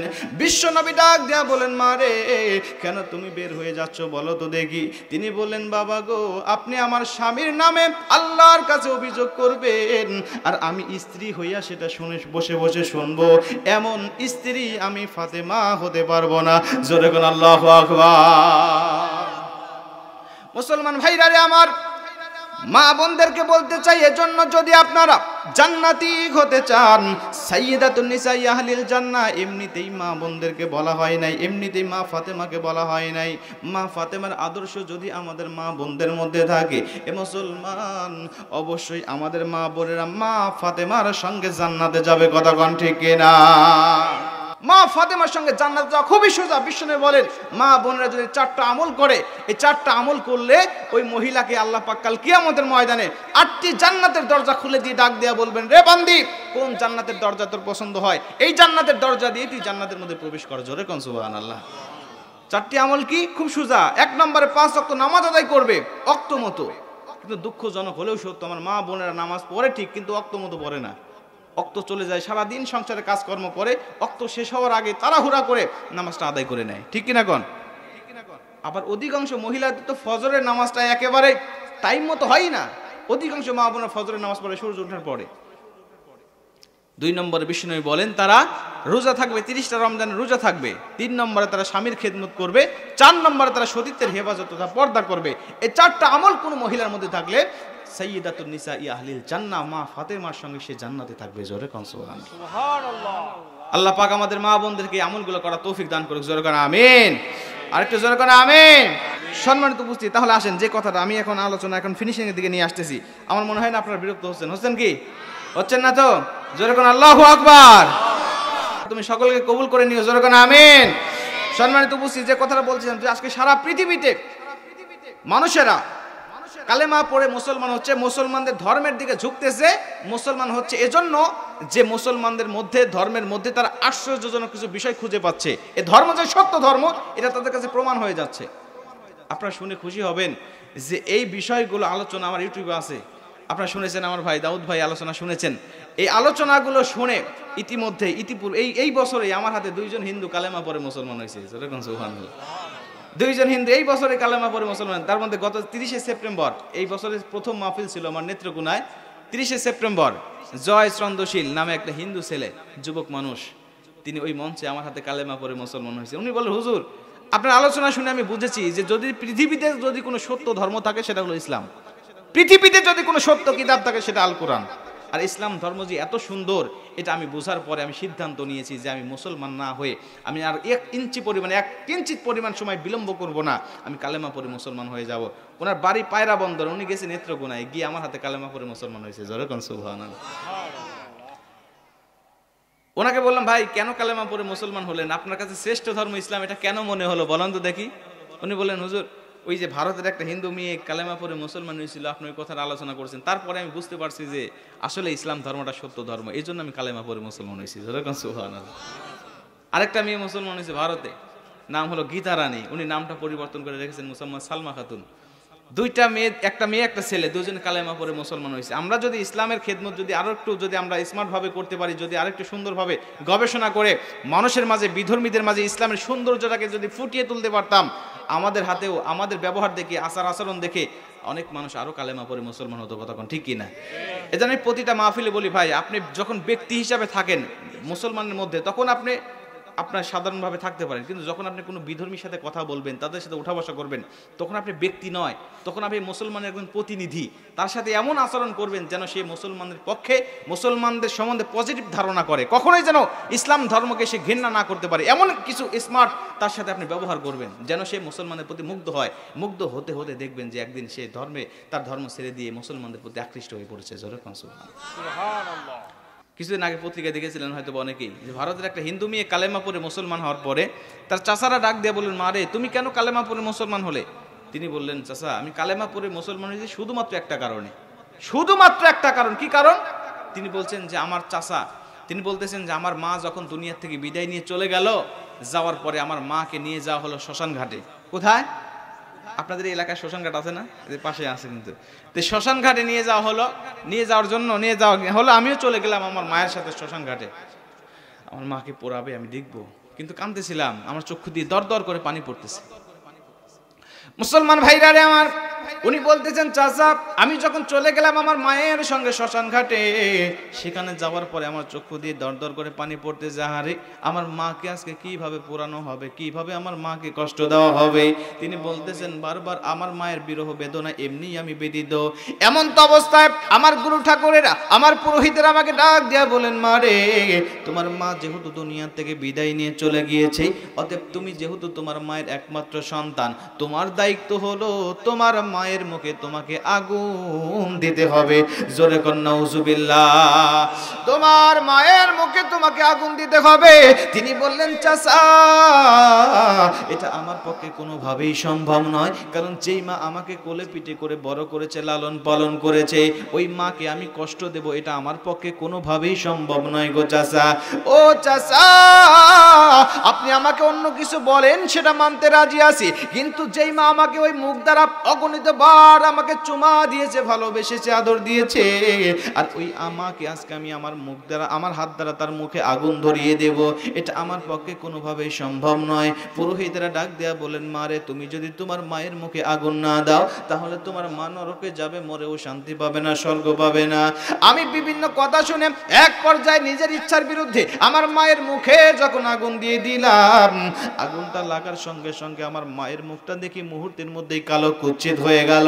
আমার মায়ের মুখটা যখন বিবর্ণ হয়ে গেল, আমি দেখে ভয় পাচ্ছিলাম আর কাঁদতেছিলাম আর চিন্তা করতেছিলাম, আহারে আমি মারা গেলেও তো আমাকে এইভাবেই পুরানো হবে। আমি লক্ষ্য করে তাকিয়ে দেখি আমার মায়ের মুখ থেকে আগুনটা পুরা শরীরের মধ্যে যখন লেগে গেল, আমার মায়ের কাপড়টা মুহূর্তের মধ্যে পুড়ে যখন ছাই হয়ে গেল, আমি লক্ষ্য করে তাকিয়ে দেখি আমার মায়ের সুন্দর চামড়াগুলো পুড়ে ছাই হয়ে যায়। আমার মা মুহূর্তের মধ্যেই দেখি কেমন যেন বাঁকা হয়ে যায়, নড়াচড়া শুরু করে দেয়। আমি আর পুরোহিতদেরকে ডাক দেয়া বললাম, মুরব্বি আমার মা কি জীবিত হয়ে গেল কি না, আমার মা কেন নড়াচড়া করতেছে বলেন তো দেখি। পুরোহিতেরা ডাক দেয়া কয়, মা রে তোমার মা জীবিত হয় নাই, তোমার মায়ের শরীরে আগুন লাগার কারণে, রগে হিট লাগার কারণে, যখন রগ টানা ধরতেছে, রগ ঘুষিয়ে আসার কারণে তোমার মা বাঁকা হয়ে যাচ্ছে। এই বলে আমার মাকে কেউ লাঠি দিয়ে মারে, কেউ বাঁশ দিয়ে মারে, কেউ খড়ি দিয়ে আঘাত করে। আমি তাকিয়ে দেখি খড়ি দিয়ে আঘাত করার কারণে আমার মায়ের শরীরের পুরা গোশতগুলো ওই খড়ির সঙ্গে উঠে যায়। আমার চক্ষু দিয়ে দর দর করে পানি পড়তেছিল। আরে আমি মারা গেলেও তো আমাকে এইভাবে কষ্ট দেওয়া হবে না, না, এই ধর্ম কখনো সত্য ধর্ম হতে পারে না। সত্য ধর্ম কোনটা আমাকে খুঁজে বের করতে হবে, অবশ্যই আমাকে তালাশ করে সত্য ধর্ম কোনটা খুঁজে বের করতে হবে। তিনি বললেন, আমি তালাশ করে শুরু করে দিলাম। ওখানে আর থাকলাম না, এক সেকেন্ড দেরি না করে আমি বাড়িতে চলে আসলাম। সদা সর্বদা আমার ব্রেনের মধ্যে কাজ করতে লাগলো, সত্য ধর্ম পৃথিবীতে কোনটা আমাকে খুঁজে বের করতে হবে, তা না হলে আমাকেও তো মরার পরে এইভাবে পোড়ানো হবে। তিনি বললেন, আমি যখন সত্য ধর্ম খুঁজতে লাগলাম, হিন্দু ধর্ম জেনেছি, খ্রিস্টান ধর্ম জেনেছি, বৌদ্ধ ধর্ম জেনেছি, প্রত্যেকটা ধর্মের মধ্যে বিভিন্ন ধর্ম নিয়মগুলো জানার পরে নির্দিষ্ট কিছু সময় নির্দিষ্ট কিছু নিয়মকে আমি মেনে নিতে পারি না, আমার কাছে ফল্ট মনে হয়। অবশেষে আমার একজন মুসলিম বান্ধবী ছিল, মুসলিম বান্ধবীকে ডাক দিয়ে বললাম, বান্ধবী আমার, তোমার ধর্ম সম্বন্ধে আমি একটুখানি জানতে চাই। তোমার ধর্মের প্রতিটা নিয়ম সম্বন্ধে আমি আগেই জানতে চাই না, শুধুমাত্র মরার পর থেকে কবর দেওয়া পর্যন্ত তোমার ধর্মের তোমার লাশগুলোর সঙ্গে কেমন ব্যবহার করা হয়, এই বিষয়গুলো আমি একটুখানি জানতে চাই, বলো তো দেখি। আমার মুসলিম বান্ধবী বিভিন্ন হাদিস আমার সামনে বের করে দিলেন। হাদিসগুলো যখন দেখতেছিলাম আর মুগ্ধ হয়ে যাচ্ছিলাম। মুসলমানদের নবী লাশগুলোকে এত সম্মান দিয়েছে, মুসলমানরা মারা যাওয়ার পরে লাশের পাশে দাঁড়িয়ে জোরে আওয়াজ করে কথা বলাও বিশ্বনবী নিষেধ করেছে। জোরে কোন আল্লাহু আকবার। তিনি বললেন, আমি মুসলমানদের নিয়মগুলো দেখে মুগ্ধ হয়ে গেলাম। এক পর্যায়ে ছোট্ট একটা হাদিস দেখে আমি একটু কিঞ্চিত পরিমাণ আমি সন্দেহ করলাম। আমার মুসলিম বান্ধবীকে ডাক দিয়া বললাম, বান্ধবী আমার, এই হাদিসের এই নিয়মটা তো আমি মেনে নিতে পারতেছি না, আমার কাছে কেমন যেন একটু সন্দেহ সন্দেহ মনে হয়। সেটা হলো, তোমাদের ধর্মটা আমি শুনেছি অনেক আধুনিক ধর্ম, তোমাদের ধর্মটা অনেক স্মার্ট ধর্ম, কিন্তু এই ধর্মের মধ্যে কেন বলা হচ্ছে যে মানুষ মারা যাওয়ার পরে একটা বড়ই পাতার পানি দিয়ে, গরম পানি দিয়ে তোমরা তাকে ধৌত করো? রে বান্ধবী, পৃথিবীর জমিনে এত ঔষধি গাছ আছে, পৃথিবীর জমিনে এত গুণে মানে ভরপুর গাছের ছাল শিকড় পাতা আছে, সেগুলো বাদ দিয়ে কেন সামান্য বড়ই পাতা দিয়ে তোমার নবী মানুষগুলোকে ধৌত করার কথা বললেন? এটাই তো আমার কাছে কেমন যেন সন্দেহ হয়। তোমার নবীকে কোনো মন গড়া কথা বলেছেন? বিশ্ব নবীর কথা, এই কথা যখন মেয়েটি মুসলিম বান্ধবীকে যখন বললেন, মুসলিম বান্ধবীর সঙ্গে সঙ্গে ডাক দিয়ে কয়, বান্ধবী আমার, তোমার এই সন্দেহটা তুমি শুধু করো নাই, ফ্রান্সের একদল বিখ্যাত বিজ্ঞানীরাও করেছিলেন। তারাও বলেছিলেন মানুষ মারা গেলে মুসলমানেরা কেন বড়ই পাতা দিয়ে ধৌত করে। তারাও সন্দেহটা করে তারা যখন গবেষণা করেছিলেন, গবেষণা করার পরে এমন একটি রেজাল্ট, এমন একটি ফলাফল তারা পেয়েছে। দেখো তাদের রেজাল্ট, তারা শেষ পর্যায়ে কালেমা পড়ে মুসলমান হয়ে গিয়েছে। আল্লাহু আকবার। তারা কালেমা পড়ে মুসলমান হয়ে গিয়েছে। এ বান্ধবী আমার, তারা যদি হতে পারে তোমার কেন সন্দেহ থাকবে? তিনি বললেন, আমি যখন রেজাল্টটা দেখলাম যে মানুষ মারা গেলে কেন বড়ই পাতা দিয়ে ধৌত করানো হয়, এই গবেষণার রেজাল্টটা দেখে আমি আর এক সেকেন্ড দেরি করলাম না, আমিও কালেমা পড়ে মুসলমান হয়ে গেলাম। জোরে কাঁচো। এটা হলো সেই ধর্ম, এটা হলো সেই ধর্ম আর সেই কিতাব যা আপনি কোনোদিন কল্পনা করতে পারবেন না, কোনোদিন না। আমরা মানুষেরা, মুসলমানেরা বাপ দাদার সূত্রে ইসলাম পাইছি, কিন্তু যারা কালেমা পড়ে মুসলমান হচ্ছে, বিভিন্ন বিষয়কে গবেষণা করে, তাদের সামনে আপনি গিয়ে 2 মিনিট আলোচনা করেন, দেখবেন ইসলাম ধর্মটা তারা এত সুন্দরভাবে আপনার সামনে উপস্থাপন করবে যেন তারা একটা মণিমুক্তা পেয়েছে, একটা অমূল্য সম্পদ তারা পেয়েছে, যে সম্পদ আমরা বিনা দরখাস্তে, বিনা আবদারে, বিনা দরখাস্তে আল্লাহর কাছ থেকে আমরা পেয়েছি। এই জন্য আলহামদুলিল্লাহ বলবেন না? সারা জীবন আপনার মস্তক আল্লাহর সামনে, আল্লাহর কদমে আপনি লুটিয়ে রেখে, অবনত করে রেখেও আল্লাহর এই কৃতজ্ঞতা আদায় করে আপনি শেষ করতে পারবেন না। সমস্ত নবী রাসূলকে আল্লাহ মুআজিজা দিয়েছিলেন, সব মুআজিজা চলে গিয়েছে, কিন্তু কোরআনে মুআজিজা যায় নাই। সুলাইমান নবীকে আল্লাহ পাক মুআজিজা দিয়েছিলেন একটা আংটি, জানেন ইতিহাস? ছোট্ট করে বলি, সুলাইমান নবীকে আল্লাহ পাক একটা মুআজিজা দিয়েছিলেন, হাতের আংটি। এই আংটিটা সুলাইমান নবীর হাতে যতক্ষণ থাকতো, তিনি রাষ্ট্রের কার্যকাল ক্ষমতা ততক্ষণ পরিচালনা করতে পারত। সারা পৃথিবীর মানুষেরা, সারা পৃথিবী তিনি শাসন করতেন। সারা পৃথিবীর মানুষেরা, জীব জানোয়ার সবাই তার আজ্ঞাবহ হয়ে যেতেন। সুলাইমান নবী তার এই আংটি এবং বাসর রাত্রে একটা জেলের মেয়ের একটা সুন্দর একটা ঘটনা আছে, আমি সংক্ষেপ করে আপনাদের মাঝে বলতে চাই, যেটা আমাদের অনেক শিক্ষা দিবে। মানুষ ক্ষমতা পাওয়ার পরে যদি কেউ অহংকার করে, মানুষ ক্ষমতা পাওয়ার পরে যদি তার মধ্যে দাম্ভিকতা আসে, আল্লাহ পাক স্বয়ং নিজের নবীকেও ছাড় দেন নাই। সুলাইমান নবী সুলাইমান নবী যখন রাষ্ট্র পরিচালনা করতেন, তার বাবা দাউদ আলাইহিস সালাতু ওয়াস সালাম তাকে রাষ্ট্র ক্ষমতা বুঝিয়ে দিলেন। বুঝিয়ে দেওয়ার পরে তিনি যখন যুবক মানুষ, তার বিশ্বস্ত খলিফা প্রধানমন্ত্রী নাম হলো আসিফ ইবনে বারখিয়া, তাকে ডাক দিয়ে বলেন, আসিফ ইবনে বারখিয়া, আমি তো যুবক মানুষ, আমাকে বিবাহ বন্ধনে আবদ্ধ হতে হবে, অথচ অবশ্যই তোমাদেরকে একটা সুন্দরী মেয়ে দেখতে হবে আমার জন্য। আসিফ ইবনে বারখিয়া ডাক দিয়ে বলেন, যাব না। রে প্রেসিডেন্ট, বলেন কেমন মেয়ে আপনি চান? তিনি বলেন, 5টা গুণ যার মধ্যে পাবে ওই মেয়েটাকে আমার স্ত্রী হিসাবে তোমরা পছন্দ করবে। তিনি বলেন, 5টা গুণ কি বলেন তো? বলেন, 5টা গুণের মধ্যে প্রথম নম্বর হলো তাকে অবশ্যই ইমানদার হতে হবে। 2 নম্বরে অবশ্যই আমার বাবার উপরে নাজিলকৃত কিতাব জাবুর কিতাব সম্বন্ধে তার উপরে ধারণা থাকতে হবে, জ্ঞান থাকতে হবে। 3 নম্বরে অবশ্যই তাকে সুন্দরী হতে হবে। 4 নম্বরে অবশ্যই মেয়েটিকে আমানতদার হতে হবে। আর 5 নম্বরে মেয়েটিকে উচ্চ বংশের হতে হবে। এই 5টা গুণ যে মেয়েটির মধ্যে পাবে সে আমার বউ হওয়ার যোগ্যতা রাখে। আসিফ ইবনে বারখিয়া বলেন, সারা পৃথিবীতে আমি এলান ছড়িয়ে দিলাম, অলিতে গলিতে, বেদে পল্লী, জেলে পল্লী, সমস্ত জায়গায় খবরটা যখন চলে গেল, একটা জেলে পল্লীতে এই খবরটা যাওয়ার পরে একটা জেলে গরিব মানুষ মাছ ধরে নদীতে, তার কাছে যখন খবরটা চলে গেল, তিনি শুনতে পারলেন যে নবী সুলাইমান বিয়ে করবে এমন 5টি গুণওয়ালা মেয়েকে।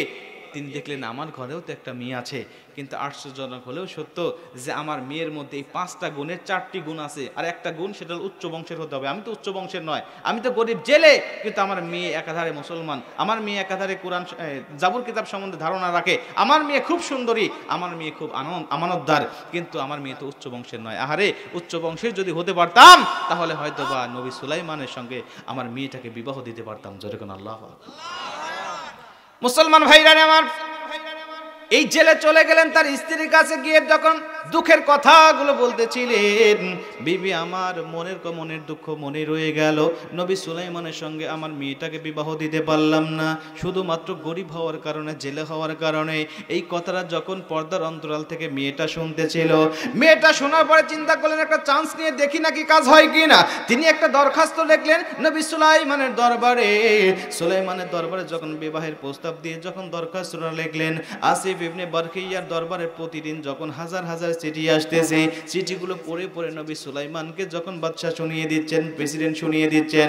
মুসলমান ভাইরা আমার, আসিফ ইবনে বারখিয়া যখন চিঠিগুলো পড়ে পড়ে নবী সুলাইমানকে শুনিয়ে দিচ্ছিলেন, প্রত্যেকটা চিঠি লিখেছিলেন কেউ কোনো প্রধানমন্ত্রীর মেয়ে, কোনো এমপির মেয়ে, বা কোনো মিনিস্টার, বা কোনো রকম কোনো উচ্চ বংশের মেয়েরা যখন এই চিঠিগুলো লিখতেছিলেন। কিন্তু এইবার যখন ওই জেলের মেয়ের চিঠিটা যখন আসিফ ইবনে বারখিয়ার হাতে চলে আসলো, আসিফ ইবনে বারখিয়া চিঠিটা পড়ার পরে নবী সুলাইমানকে ডাক দেয়া বললেন, নবী গো, এইবার তো আমাদের নাক কান সবই কাটা গেল, আমাদের মান সম্মান যা ছিল সব তো ধুলোয় মিশে গেল। ও নবী গো, এইবার এমন একটা মেয়ে আমাদের কাছে প্রেমে আপনার সঙ্গে বিবাহ বন্ধন আবদ্ধ হওয়ার জন্য প্রস্তাব দিয়েছে, যে মেয়েটা কোনো উচ্চ বংশের নয়, যে মেয়েটা হলো সামান্য একটা গরিব জেলের ঘরের মেয়ে। জোরে কোন আল্লাহু আকবার। নবী সুলাইমানের মধ্যে সামান্য একটু অহংকার চলে আসলো, একটু দাম্ভিকতা দেখায়া বললেন, চিঠিটা আমার হাতে দাও। চিঠিটা হাতে নিয়ে সঙ্গে সঙ্গে তিনি চিঠিটা দুভাগ করে ফেললেন। দুভাগ চিঠিটা আসিফ ইবনে বারখিয়ার হাতে ডাক দিয়ে বললেন, চলে যাও এই চিঠিটা নিয়ে, এই মেয়েটি কোথা থেকে লিখেছে তার খোঁজ নাও, তার কাছে যাও, গিয়ে তার বাবাকে শাসিয়ে আসো, তার মাকে একটু ধমক দিয়ে আসো, যেন দ্বিতীয়বার এই সাহসটা ওই মেয়ে কোনোভাবে যেন না পায়। জোরে কোন আল্লাহু আকবার। আসিফ ইবনে বারখিয়া বলেন, আমি দলবল নিয়ে চলে গেলাম মেয়েটির কাছে। গিয়ে আমি যখন তাকে শাসাতে লাগলাম, মুরব্বীকে, ওই জেলেকে, যে আপনার এত বড় সাহস হয় কেমনে নবী সুলাইমানের সঙ্গে আপনি আত্মীয়তার করা সম্পর্ক, এই স্বপ্ন আপনি কিভাবে দেখেন? তিনি বললেন, বাবা আমি তো কিছুই জানি না। তিনি বললেন, আপনার মেয়ে চিঠি লিখেছেন নবী সুলাইমানকে বিবাহ করার জন্য। নবী সুলাইমানের কথা শুনে তার বাবা জেলে রেগে গেলেন, ডাক দিয়া বলেন, মা এদিকে আসো, তুমি কি চিঠি লিখেছো? বলেন, হ্যাঁ লিখেছি। কেন লিখেছো? তিনি বলেন, বাবা আপনার আর মায়ের কথা আমি শুনেছি পর্দার অন্তরাল থেকে, আমি এর জন্য চিঠিটা লিখেছি যেন তার সঙ্গে আমার বিবাহ হয়। তিনি বললেন, এই কথা বলার সঙ্গে সঙ্গে তাবারির মধ্যে আসছে, তাফসিরে তাবারির মধ্যে, সঙ্গে সঙ্গে ওই জেলেটা রেগে 3টা পরপর চপেটাঘাত করলেন ওই মেয়ের চলে। আঘাত করার সঙ্গে সঙ্গে মেয়েটির চলটা লাল হয়ে গেল। মেয়েটির চলটা ধরে কুয়ার কাছে গিয়ে তিনি অনেকক্ষণ পানি ঢাললেন। পানি ঢালার পর উত্তম রূপে ওযু করে আল্লাহর দরবারে একটা সেজদা দিয়ে ডাক দেখা, মালিক আপনি তো সেই আল্লাহ যিনি নবী সুলাইমানকে বাদশাহিত্ব দিয়েছেন আর আমার বাবাকে জেলে বানিয়েছেন। আল্লাহ আপনি তো সেই আল্লাহ, একজনকে ধনী বানান আরেকজনকে গরিব বানান, আপনি তো সেই আল্লাহ। আল্লাহ আপনার কাছে দোয়া করি, নবী সুলাইমানের এই দাম্ভিকতার কারণে, আমার বাবার উপরে এই নির্যাতন করার কারণে আপনার কাছে দোয়া করতেছি, আপনি কি পারেন না নবী সুলাইমানকে ওই বাদশাহিত্ব থেকে নামায়া আমার বাবার মতো জেলে বানায়া দিতে? যেরকম আল্লাহু আকবার। আল্লাহ পাক বলেন যে অহংকার হলো আমার পোশাক, আমার অহংকার, আমার পোশাক নিয়ে তোমরা টানাটানি করো না। দেখেন আমরা মানুষ তো সাধারণ মানুষ, আমাদের কথা বাদই দিলাম, নবী সুলাইমান সারা পৃথিবীর প্রেসিডেন্ট, আবার তিনি একজন নবী, তাকে আল্লাহ ছাড় দিলেন না। কি করলেন? আল্লাহ রাব্বুল আলামিন পরীক্ষার সম্মুখীন করলেন। ওই যে আংটিটা নিয়ে তিনি রাষ্ট্র পরিচালনা করতেন, কিন্তু আংটিটা পরা যাইতো না দুইটা সময় আংটি পরতে পারবে না, এটা তার উপর নির্দেশ ছিল। নবী সুলাইমান যখন বাথরুমে থাকবেন তখন আংটি পরতে পারবে না। নবী সুলাইমান যখন বাথরুমে যাচ্ছেন, আসিফ ইবনে বারখিয়া তাকে পাঠিয়ে দিলেন বাইতুল মুকাদ্দাসকে নির্মাণ করার জন্য, তিনি চলে গেলেন। আর তার বিশ্বস্ত আরেকজন সহচর নাম ছিলেন আরাদা, এই আরাদাকে ডাক দিয়ে বলেন, আরাদা আমার আংটিটা একটু ধরো, আমি বাথরুম থেকে ফিরে এসে তোমার কাছ থেকে নিব। আরাদা আংটিটা ধরে বসে আছেন, তিনি বাথরুমে চলে গেলেন। এদিকে আজাজিল নামক একজন জিন, তিনি বহুদিন যাবত এই আংটিটা নেওয়ার জন্য পায়তারা করতেছিলেন যে যেদিন এই আংটিটা নিতে পারবো সেদিন সারা পৃথিবীর রাষ্ট্রের মালিক হয়ে যাব আমি, ক্ষমতার মালিক হয়ে যাব আমি। আরাদা সঙ্গে সঙ্গে দাঁড়িয়ে আছেন, আর ওই আজাজিল নবী সুলাইমানের বেশ ধরে, রূপ ধরে, যেহেতু জিন রূপ ধারণ করে আরাদার কাছে এসে ডাক দেখা, আরাদা আমার আংটি দাও। আরাদা দেখলেন যে নবী সুলাইমান, ডাক দিয়ে বলেন নেন। আরাদার হাত থেকে আংটিটা নিয়ে যখন হাতের মধ্যে পড়লেন, সঙ্গে সঙ্গে তিনি সমস্ত ক্ষমতাগুলো ফিরে পাইলেন। এখন চিন্তা করলেন নবী সুলাইমান তো বাথরুম থেকে বের হবে, আর বের হওয়ার পরে যদি দেখতে পাই যে আমি প্রেসিডেন্ট হয়ে আসি, তাহলে তো আমার খবর হয়ে যাবে। কি করা যায়? কায়দা কৌশল করলেন, ডাক দিয়ে বলেন, দেখো আমার উপরে এই মুহূর্তে ওহী নাজিল হলো যে এই মুহূর্তে নাকি একজন নকল সুলাইমান আবিষ্কার হবে, আমাদের সামনে আসবে, তোমরা যেখানে তাকে পাবে সঙ্গে সঙ্গে তাকে দুনিয়া থেকে বিদায় করে দিবে।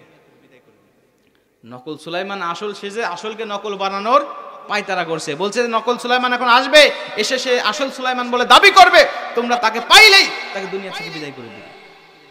আরাদা এবং অন্যান্য মানুষেরা সবাই ওত পেতে আছে কখন আসবে। ইতিমধ্যে নবী সুলাইমান বাথরুম থেকে বের হয়ে এসে ডাক দেখায়, আরাদা আমার আংটি দাও। কিসের আংটি? কোথাকার আংটি? কয় আপনি, তোমার কাছে দিলাম না। তো বলছে আপনি তো নিলেন কিছুক্ষণ আগে। ও আপনি সেই সুলাইমান, তার মানে আপনার সম্বন্ধে একটু আগে আমাদের বাচ্চা বললেন যে নকল সুলাইমান আবিষ্কার হবে। কে কোথায় আছে ধর। সবাই চলে আসলেন, এসে কেউ লাথি দেয়, কেউ কিল দেয়, কেউ ঘুষি দেয়, কেউ গালি দেয়। এক পর্যায়ে নবী সুলাইমানকে তাবারির মধ্যে আসছে, একদম মারতে মারতে নবী সুলাইমানকে বেহুশ করে ফেললেন। বেহুশ করার পর নিথর দেহ যখন নকল সুলাইমানের কাছে গিয়ে ডাক দেয়া কয়, দেখেন তাকে মেরে ফেলেছি, বলেন তাকে নদী থেকে নিক্ষেপ করে আসো। যেই নদীতে তাকে ফেলে দিলেন, যে নদীর কিনারায় নবী সুলাইমানকে ফেলে আসলেন, ওই নদীতেই ওই জেলে মাছ ধরতো। জোরে কোন আল্লাহু আকবার। দেখেন আল্লাহর খেলা, কোন দিকের পানি কোন দিকে করে। বাচ্চা যখন নিথর দেহ নিয়ে পড়ে আছে, তার চেহারা দিয়ে নূরের মতো চমকাচ্ছিল, আলো জ্বলতেছিল। জেলে যখন মাছ ধরে বাসায় ফিরতেছিল, দেখে পূর্ণিমার চাঁদের মধ্যে একটা আলো জ্বলতেছে, গিয়ে দেখে পূর্ণিমার চাঁদের কোনো আলো না, এটা হলো মানুষ। তাকে জাগানোর চেষ্টা করলেন, নাকে মুখে পানি দিয়ে, যখন কোনোভাবে তাকে সুস্থ করলেন, জ্ঞানটা ফিরিয়ে আনলেন, ডাক দিয়ে বলেন, কে তুমি? এখন নবী সুলাইমান চিন্তা করে, এখন যদি আমি আবার পরিচয় দিই যে আমি সুলাইমান, মায়ের তো আবার ডবল শুরু হবে, আবার মায়ের শুরু হবে, কি করা যায়? বলতেছেন আমি এখন প্রতীক বিপদে পড়ছি ভাই, বিপদে পড়ছি, যারই কারণে আসছি, আপনি আমাকে একটু সাহায্য করলে করেন, না করলে যান। বলছে তুমি যেহেতু বিপদে পড়ছো, সাহায্য করার দায়িত্ব অবশ্যই আমার, চলো যাই আমার বাসায়। নিয়ে চলে গেলে, নিয়ে যাওয়ার পরে নবী সুলাইমান ডাক দিয়ে, একদিন যায়, 2 দিন যায়, 3 দিন যায়, ওই জেলে ডাক দিয়ে, বাবারে কতদিন আর বসে বসে একা একা খাবে, চলো আমার সঙ্গে তুমি একটা জাল দড়ি নাও, আমিও মাছ মারি, তুমিও মাছ মারো, দুজনেই মাছ মেরে ইনকাম করে আমরা সুখে শান্তিতে বসবাস করি। তিনি বললেন ঠিক আছে চাচা। তাবারির মধ্যে আসছে, এবং আল্লামা উবাইদুল্লাহ সিন্দি রহমাতুল্লাহ আলাইহি বলেন, একাধারে 10 মাস পর্যন্ত তারা এই সুলাইমান ওই জেলের সঙ্গে মাছ মারতে লাগলেন, মাছ মারলেন 10 মাস পর্যন্ত। এইদিকে ওই যে বিশ্বস্ত সহচর ছিলেন প্রধানমন্ত্রী আসিফ ইবনে বারখিয়া, তিনি ছিলেন জিন, তিনি বাইতুল মুকাদ্দাস নির্মাণ করার কাজে ব্যস্ত ছিলেন এতদিন। তিনি যখন ফিরে আসলেন রাজ সিংহাসনে আসার পরে, বিভিন্ন জনগণ আসিফ ইবনে বারখিয়ার কাছে অভিযোগ দিতে লাগলো, রে আসিফ ইবনে বারখিয়া, এই নবী সুলাইমান আগে যেমন ছিল এখন আর তেমন ব্যবহার করেন আমাদের সাথে সে অন্যায় অত্যাচার করে, আমাদের উপরে জুলুম করে, আমাদের বিনা দোষে সে আমাদেরকে জেল হাজতে ভরে, আমাদের উপর অত্যাচার স্টিম রোলার চালাচ্ছে। তার বাবা তো আমাদের সাথে ভালো ব্যবহার করেছে, নবী সুলাইমানও কিছুদিন আগে আমাদের সাথে ভালো ব্যবহার করেছে, কিন্তু এখন কেন খারাপ ব্যবহার করছে? আসিফ ইবনে বরকিয়া আস্তে আস্তে তার কাছে গেলেন, গিয়ে দেখে যে তার শরীর থেকে দুর্গন্ধ বের হচ্ছে। আসিফ ইবনে বরকিয়া কয়, কোনো নবীর শরীর থেকে তো দুর্গন্ধ বের হতে পারে না। লক্ষ্য করে তাকিয়ে দেখে যে এটা তো আসল সুলাইমান নয়, এটা তো আসল সুলাইমান নয়, কারণ এই আসিফ ইবনে বরকিয়ার এত শক্তি ছিল। সাবা নগরী থেকে রানী বিলকিসের সিংহাসন তুলে আনার জন্য সমস্ত মানুষকে বলেছিল, কেউ বলেছিল 5 মাস সময় লাগবে, কেউ বলেছে 10 মাস, কেউ বলছে 7 দিন। কিন্তু আসিফ ইবনে বরকিয়া বলতেছিলেন, নবী সুলাইমান আপনি চক্ষুটা বন্ধ করবেন আর খুলবেন, এই খোলা এবং বন্ধ করা এবং খোলার যতটুকু সময় লাগবে এই চোখের পলকে আমি সাবা নগরী থেকে আপনার সামনে রানী বিলকিসের সিংহাসনটা আমি উপস্থিত করে দেবো। জোরে কোন সুবহানাল্লাহ। তিনি বললেন যে এ তো দেখতেছি কোনো মানুষ নয়, এ তো দেখতেছি জিন আজাজিল, তুমি কিভাবে ক্ষমতায় আসলে? তিনি বলছেন, না আমি সুলাইমান, তুমি আমার সঙ্গে মিথ্যা অপবাদ দাও কেন? আসিফ বিন বরকিয়া চিন্তা করলেন, না তাকে এইভাবে কৌশলে মারা যাবে না, তাকে এইভাবে সরাসরি ডাইরেক্টে তাকে বলা যাবে না, কৌশল করতে হবে। কি এলান করে দিলেন যে আগামীকালকে এই রাজ্যে এই রাষ্ট্রে যত জাবুর কিতাবের হাফেজ আছো সবাই চলে আসবে, এসে জাবুর কিতাব তেলাওয়াত করবে। আর জাবুর কিতাবের তেলাওয়াত যখন হবে তখন কোনো দুষ্ট জিন দুষ্ট আত্মা এই এলাকায় থাকতে পারবে না। জোরে কোন আল্লাহু আকবার। মুসলমান ভাইরা আমার, আল্লামা উবাইদুল্লাহ সিন্দি রাহমাতুল্লাহ আলাইহি চমৎকার করে লিখতেছেন এবং তাফসিরে তাবারির মধ্যে ঘটনাটা চমৎকার ভাবে উল্লেখ হয়েছে। হাফেজেরা যখন চলে আসলেন, জাবুর কিতাব যখন সুরলিত কণ্ঠ দিয়ে যখন তেলাওয়াত করতেছিলেন, মুসলমান তেলাওয়াতের মুখরিত ধ্বনি যখন চালু হয়ে গেল, এইদিকে ওই প্রধানমন্ত্রী যিনি প্রেসিডেন্ট ওই নকল সুলাইমান আজাজিল শয়তান ওনার উঠবিশ শুরু হয়ে গেল। মঞ্চ থেকে উঠে যখন আস্তে আস্তে যখন হাঁটতে লাগলো, তিনি বুঝতে পারলেন ইনি আর থাকবে না। এক পর্যায়ে তিনি যখন পাখাটা মেলে উড়াল দিয়ে চলে যাইতেছিল, আসিফ ইবনে বরকিয়া কয়, উপস্থিত জনগণ দেখো, ইনি হলেন সেই আজাজিল শয়তান, ইনি আমাদের রূপ ধারণ করে, আমাদের নবী সুলাইমানের রূপ ধারণ করে সে এতদিন ক্ষমতা পরিচালনা করছিল, ধরো তাকে ধরো। যখন আসিফ ইবনে বরকিয়া তার পিছনে পিছনে রওনা হলেন, রে মুসলমান বাবাজি, যখন পিছনে রওনা দিলেন, যাচ্ছেন সামনে সামনে এবং আংটিটা রাডারের মতো সিগন্যাল দিচ্ছিলেন, আংটি যেখানে যায় আসিফ ইবনে বরকিয়া পিছনে পিছনে সেখানেই যায়। এক পর্যায়ে আজাজিল চিন্তা করলেন, এই আংটি যদি আমার সঙ্গে থাকে, এই সিগন্যাল দিয়ে আসিফ ইবনে বরকিয়াকে বোঝায়া দিবে আমি কোথায় আছি, অতএব আমি যদি বাঁচতে চাই আংটি আমার সঙ্গে রাখলে চলবে না। আংটিটা খুলে যখন পানির উপরে নদীর উপরে ফেলে দিলেন, যেই নদীর উপরে আংটিটা বলল, আসিফ ইবনে বরকিয়া বলেন ওই নদীতেই নবী সুলাইমান তার ওই জেলের সঙ্গে মাছ ধরতো। জোরে কোন আল্লাহু আকবার। আংটিটা নদীতে পড়ার সঙ্গে সঙ্গে একটা নদীর বিশাল একটা সুন্দর মাছ ওই আংটিটা গিলে ফেললেন। আংটিটা যখন গিলে ফেললেন, মুসলমান এখন আংটির ধর্ম অনুযায়ী, আংটির নিয়ম অনুযায়ী এই আংটি যার কাছে থাকবে সারা মাখলুকাত তার আজ্ঞাবহ হয়ে যাবে। এখন নদীকুলে যত মাছ আছে সকলে ওই মাছের আনুগত্য করা শুরু করে দিল। মাছের পিছনে হাজার হাজার মাছ চলে আসলো। এদিকে নবী সুলাইমান এবং তার ওই জেলেকে নিয়ে যখন মাছ ধরতেছিল, মুসলমান ভাইরা আমার, ইতিমধ্যে 10 মাস চলে গিয়েছে। 10 মাস যাওয়ার পরে ওই জেলেটা নবী সুলাইমানকে ডাক দেয়া কয়, যুবক, তোমার ব্যবহার 10 মাস পর্যন্ত আমি দেখলাম, এত সুন্দর ব্যবহার কোনো যুবকের আমি দেখি নাই, তোমার ব্যবহারে আমি বারবার মুগ্ধ হয়েছি। রে সুলাইমান, রে পথিক, তোমাকে বলতে চাই, একটা কথা তোমাকে জানাতে চাই, আমার ঘরে একটা সুন্দরী মেয়ে আছে, সেও খুব সুন্দরী, সেও খুব ভালো মেয়ে, তোমার সঙ্গে খুব ভালো মানাবে বাবা। তোমার যদি কোনো আপত্তি না থাকে, আমার মেয়ের সঙ্গে তোমাকে বিবাহ বন্ধনে আবদ্ধ করে দিতে চাই। জোরে কোন সুবহানাল্লাহ। মুসলমান ভাইরারে আমার, দেখেন কোন পানি কোন দিকে করতেছে, আমার আল্লাহ পাকের খেলা কত চমৎকার। সঙ্গে সঙ্গে তিনি ডাক দেয়া বললেন, চাচা গো, 10 মাস পর্যন্ত আপনার বাসায় খেয়ে নুন খেয়েছি, আর নুন খেয়ে নিমক হারাম হতে পারবো না, অবশ্যই আমি আপনার মেয়েকে বিবাহ বন্ধনে আবদ্ধ হতে রাজি আছি। যেহেতু আপনার মেয়েকে 10 মাস পর্যন্ত থাকলাম, একটা নজর আপনার মেয়েকে আমি দেখি নাই, আপনার মেয়ের শুধু প্রশংসাই শুনে এসেছি, আমি বিবাহ করতে আমার কোনো আপত্তি নাই। আমার মুসলমান বন্ধু, এই দিন যখন বিবাহ ফাইনাল হয়ে গেল, একেবারে নির্ধারিত দিন যখন চলে আসলো, রাত্রিবেলায় তাদের বিবাহ হবে। সকালবেলা শ্বশুরের সঙ্গে হবু শ্বশুরের সঙ্গে মাছ ধরতে গিয়েছে। মাছ ধরতে গিয়ে যখন জাল পেতে আসে, মুসলমান জাল পেতে আসে এমন তো অবস্থায় ওই যে আংটি গিলেছিল যেই মাছটা, ওই মাছটা তার দলবল সহ সুলাইমান নবীর জালের মধ্যে গিয়ে আটকা পড়ে গিয়েছে। জোরে কোন সুবহানাল্লাহ। সুলাইমান নবীর জালে যখন আটকা পড়ে গেছে, আটকা পড়ে যাওয়ার পরে নবী সুলাইমান জালটা উঁচা করে দেখে যে হাজার হাজার মাছ যেন তাদের জালের মধ্যে ভর্তি হয়ে গেছে। শ্বশুর জামাই দুজনেই তো খুব খুশি, এত মাছ কি হবে? শ্বশুর বলতেছে বাবা রে আজকে মাছগুলো বিক্রি করে আমরা অনেক অর্থ পাবো। জামাই বলছেন ঠিক আছে আব্বা চলেন আমরা গিয়ে আজকে মাছগুলো বিক্রি করব। কিন্তু একটা মাছ খুবই সুন্দর দেখা যায়, বলো চমৎকার দেখা যায়, বাবা গো এই মাছটা বিক্রি করব না, আজকে তোমাদের বিয়ে, তোমার আর আমার মেয়ের বিয়ে, এই মাছটা বিক্রি করব না, এই মাছটা আমরা বাসায় নিয়ে গিয়ে আজকে আমরা খাবো খুব সুন্দর করে রান্না করে। তিনি বললেন ঠিক আছে বাবা, মাছটা নিয়ে গেলেন, অন্যান্য মাছ বিক্রি করে দিলেন। সংক্ষেপে বলছি, মাছটা নিয়ে যাওয়ার পরে মেয়ের হাতে দিয়ে বলেন মা রে এই মাছটা সুন্দর করে কেটে তুমি রান্না করো। মেয়েটা মাছটা যখন কাটতেছেন, কাটার পরে যখন গলাটা কেটে দিয়েছেন, কাটার পরে দেখে মাছের নাড়িটা কেটে যাওয়ার পরে ভিতর থেকে আংটি, সুন্দর একটা সাদা একটা নূরের মতো চমকাচ্ছে একটা আংটি নাড়ির মধ্য থেকে বের হয়ে এসেছে। এখন মেয়েদের স্বভাব আছে, কোনো মূল্যবান জিনিস পাইলে সঙ্গে সঙ্গে সেটা নিয়ে মুছে আসলে বাঁধে, ঠিক কিনা? এখন উনি আসলে বেঁধে রেখেছে, আসলে বেঁধে এটা কাউকে বলে নাই। মায়ের কাছে গিয়ে বলছে মারে একটা জিনিস পাইছি আজকে। কি জিনিস? একটা সুন্দর একটা আংটি পাইছি, যে আংটি আমি কোনোদিন ইতিপূর্বে দেখি নাই, এত সুন্দর আংটি। মা বলছে কই দেখি।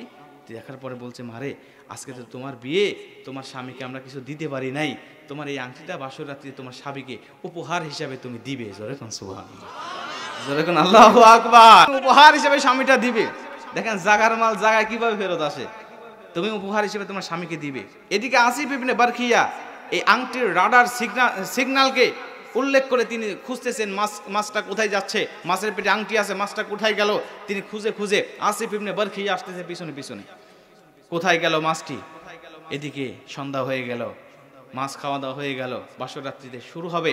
এমন তো অবস্থায় মেয়েটি রাগ দিয়া বললেন স্বামী গো, আমার বাবা তো গরিব মানুষ, আপনাকে কিছু দিতে পারে নাই, আমার বাবা তো গরিব মানুষ, আপনাকে কিছু দিতে পারে নাই। আমি আমার বাবা, তিনি বলেন এই যে ইতিহাসটা কি বলতেছেন, দেখেন একটা সুন্দর আংটি আমি পেয়েছি, আপনাকে এই আংটিটা আমি বাসরাত্রি দিয়ে আপনাকে আমি বরণ করলাম, আপনাকে গিফট দিলাম। যেরকম সুবহানাল্লাহ। আগে বিয়ে বাদাইতে শ্বশুর বাড়ি থেকে জামাইকে আংটি দিত না, এখন মনে হয় দেয় না। এখন এই যে মোবাইল ফোন আসে এগুলো তো হারা গেছে, চেন মেন হাবি যাবে এগুলো দেয়, কিন্তু এই আংটি দিয়ে বরণ করে নবী সুলাইমানের সুন্নত। যেরকম সুবহানাল্লাহ। তিনি বললেন আংটিটা যখন হাতে ফেরত আসলো, সুলাইমান নবী যখন পড়লেন, তিনি তো চিনে ফেলেছেন তো সেই আংটি। সঙ্গে সঙ্গে তিনি ক্ষমতা পেয়ে গেলেন, তিনি রাষ্ট্রের মালিক হয়ে গেলেন। তিনি বলতেছেন রে বিবি, তুমি তো আমার বিবাহিত স্ত্রী, তোমাকে বলতে চাই তুমি কি কোনো তোমার মনের কোনো আশা আছে? সে বলছে আমি, আমার মনের কি আশা থাকবে, একটা আশা ছিল কিন্তু পূরণ হবে না জানি, আপনাকে বলি আর কি লাভ। কি আশা ছিল? আশা ছিল হলো এই যে আমি একটা ছেলের সঙ্গে দীর্ঘ 1 বছর যাবৎ প্রেম করতাম, ভালোবাসতাম। নবী সুলাইমান ডাক দিয়ে কয় কি ব্যাপার, তোমার বাবা মা এত প্রশংসা করছে তোমার পক্ষে যে তুমি নাকি কোনোদিন কারো সাথে দেখা করো নাই, বাইরে বের হও নাই, আর তুমি তোমার ছেলে কোন ছেলের সাথে অবৈধ সম্পর্ক করেছো, প্রেমের সম্পর্ক করেছো, এটা কিভাবে সম্ভব? তিনি বলছেন দেখেন কোনো অবৈধ নয়, আমি তাকে ভালোবাসতাম, কিন্তু সেও আমাকে কোনোদিন দেখে নাই, আমিও তাকে কোনোদিন দেখি নাই। মনে মনে খুব আশা ছিল যে যদি তাকে স্বামী হিসাবে পেতাম তাহলে আমার জীবনটা ধন্য হতো, কিন্তু পেলাম না, আপনাকে পাইলাম, আপনাকে পেয়ে আমি খুশি। তিনি বলছে বলো তো সেই ছেলেটার পরিচয়টা কি? তিনি বললেন পরিচয় বলে আর কি হবে, আপনি তো ভয় পাবেন। কি ভয়? তুমি বলো, নির্ভয় বলো, আমি যদি সমর্থ থাকে আমি তার কাছেই তোমাকে দিয়ে আসবো। কারণ তার মনে বল এসেছে যে আমি এখন প্রেসিডেন্ট, আমি এখন বাদশাহ, আমি চাইলে যে কোনো ছেলের হাতে তাকে দিতে পারবো। তিনি ডাক দিয়া বললেন সেই ছেলে অন্য কেউ নয়, সেই ছেলে হলো এই রাষ্ট্রের প্রেসিডেন্ট নবী সুলাইমান। জোরে কোন আল্লাহু আকবার। উনি ডাক দিয়ে কয় কিভাবে সম্ভব? তিনি বললেন আমি নবী সুলাইমানকে একটা চিঠি লিখেছিলাম বিবাহের বন্ধনে আবদ্ধ হওয়ার জন্য, কিন্তু চিঠিটা ছিঁড়ে ফেলে সে আমাকে তার খলিফা দিয়ে, তার প্রধানমন্ত্রীকে দিয়ে আমাকে শাসিয়ে গিয়েছিলেন। আর আমি আল্লাহর কাছে দোয়া করেছিলাম যে আল্লাহ তুমি তো সুলাইমানকে বাদশা বানিয়েছো, আমার বাবাকে জেলে বানিয়েছো, আল্লাহ তুমি কি পারো না যে আমার বাবার মতো তাকে জেলে বানাতে? কিন্তু দোয়া করেছি, কবুল হয় নাই। নবী সুলাইমান ডাক দিয়ে বিবি রে তোর দোয়া তো কবুল হয়েছে, এই যে দীর্ঘ 11টা মাস 10টা মাস তোর ঘরে থাকছিলাম আমি তো অন্য কেউ নয়, প্রতীক নয়, আমি হলাম এই দেশের বাদশা প্রেসিডেন্ট নবী সুলাইমান। জোরে কোন আল্লাহু আকবার। হাতে যখন রাডার সিগন্যাল দিছে, আসিফ ইবনে বারখিয়া তার দল বল মিলিটারি সৈন্য সামন্ত নিয়ে নবী সুলাইমানের ওই শ্বশুর বাড়ির উঠানে এসে হাজির হয়ে গেছে। এসে ডাক দিয়া কয় এই বাড়িতে আংটি আছে, আংটি কোথায় বলেন? ওই মেয়েটির মা ডাক দিয়া কয় বাবারে আংটি তো আমার মেয়ের কাছে। মেয়ে কোথায়? মেয়ে তো জামাইয়ের কাছে। জামাই কোথায়? ঘরের মধ্যে। বের করে নিয়ে আসেন। বের হয়ে এসে দেখেন নবী সুলাইমান দাঁড়ানো, সবাই তো সেলুট দেওয়ার পরে ডাক দিয়ে বলেন স্যার আপনি এখানে? হুজুর আপনি এখানে? তিনি বলছেন হ্যাঁ চলো রাজ সিংহাসনে। তিনি বললেন হুজুর আপনি থাকেন, বাসর রাত করেন, সকালবেলা আমরা সকলে রাজ সিংহাসনে রওনা দেবো। জোরে কোন সুবহানাল্লাহ। এই যে সামান্য একটা ভুল, কি ভুল বলেন তো? একটা অহংকার, দাম্ভিকতা তার মধ্যে আসছিল, আসার কারণে আল্লাহ দীর্ঘ 11টা মাস 10টা মাস তাকে বিভিন্ন পরীক্ষার মধ্যে সম্মুখীন করে তাকে আল্লাহ পাক রাজ সিংহাসন থেকে নামাইয়া জেলে মাছ মারাইয়া আল্লাহ তাকে শিক্ষা দিলেন। এটা যেন আমাদের শিক্ষা যে আমরা নবী সুলাইমানকে আল্লাহ পাক ছাড়েন নাই, আমাদের মধ্যে যেন এই অহংকারটা না আসে। সামান্য ক্ষমতা পেয়ে বা সামান্য একটু টাকা পয়সার মালিক হয়ে বা সামান্য একটু নিম্ন অবস্থান থেকে ভালো অবস্থানে গিয়ে আমরা যেন শিকড়কে না ভুলে যাই, আমরা যেন দাম্ভিকতা আমাদের অন্তরে যেন জায়গা না পায়। যদি আমরা এইভাবে দাম্ভিকতা করতে থাকি তাহলে আমাদেরকেও কিন্তু এইভাবে পরীক্ষার সম্মুখীন করা হবে। কথা বল ঠিক কি না? আল্লাহ পাক আমাদের কবুল করুক, জোরে করে আমিন। খুব রেগে গেছেন তাই না? রাগেন নাই কি রে ভাই, আপনার এত ভালো মানুষ। যাক আলহামদুলিল্লাহ, খুব ভালো মানুষ। আমার ভাষা বুঝতে কি আপনাদের কোনো সমস্যা হচ্ছে? সমস্যা হচ্ছে না তো? আমি কিন্তু আপনাদের পাবনারই সন্তান, আমার বাসা কিন্তু চাটমোহরে।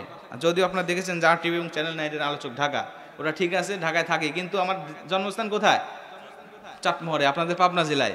বিশেষজ্ঞরা বলেন যে প্রতি 5 কিলোমিটার পর পর ভাষার তারতম্য চেঞ্জ হয়। সেই হিসাবে কি আমার ভাষার তারতম্য চেঞ্জ হচ্ছে?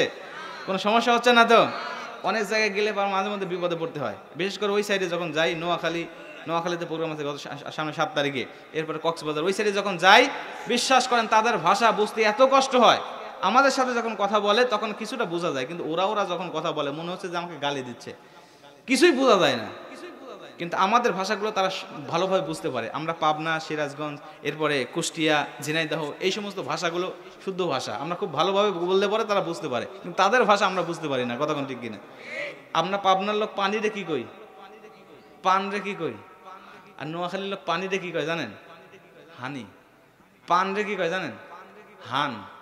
তা আমাদের পাবনায় তো সহজ সরল লোক মানুষ বেশি বসবাস করে।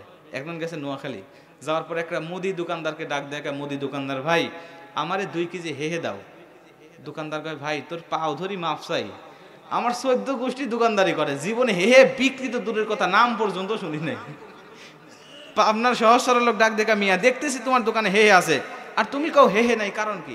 যে বলছে তুমি কেমনে দেখো ভাই, আজকে 22 দিন হরতালের পর দোকান খুলছি, 1 টাকাও বেচা বিক্রি হয় নাই, আর 6 সকালে এসে তুমি ঝগড়া পাকাইছো, কোথায় আমার দোকানে হে হে? বলছে আমি দেখতেছি হে আছে। কেমনে দেখো? কয় আমার পাবনার পানি তোমার নোয়াখালীতে কি? কয় হানি। আমার পাবনার পান তোমার নোয়াখালীতে কি? কয় হান। কে আমার পাবনার পানি তোমার নোয়াখালীতে হানি, আমার পাবনার পান তোমার নোয়াখালীতে হান, তাহলে আমার পাবনার পেঁপে তোমার নোয়াখালীতে হে হওয়ার কথা।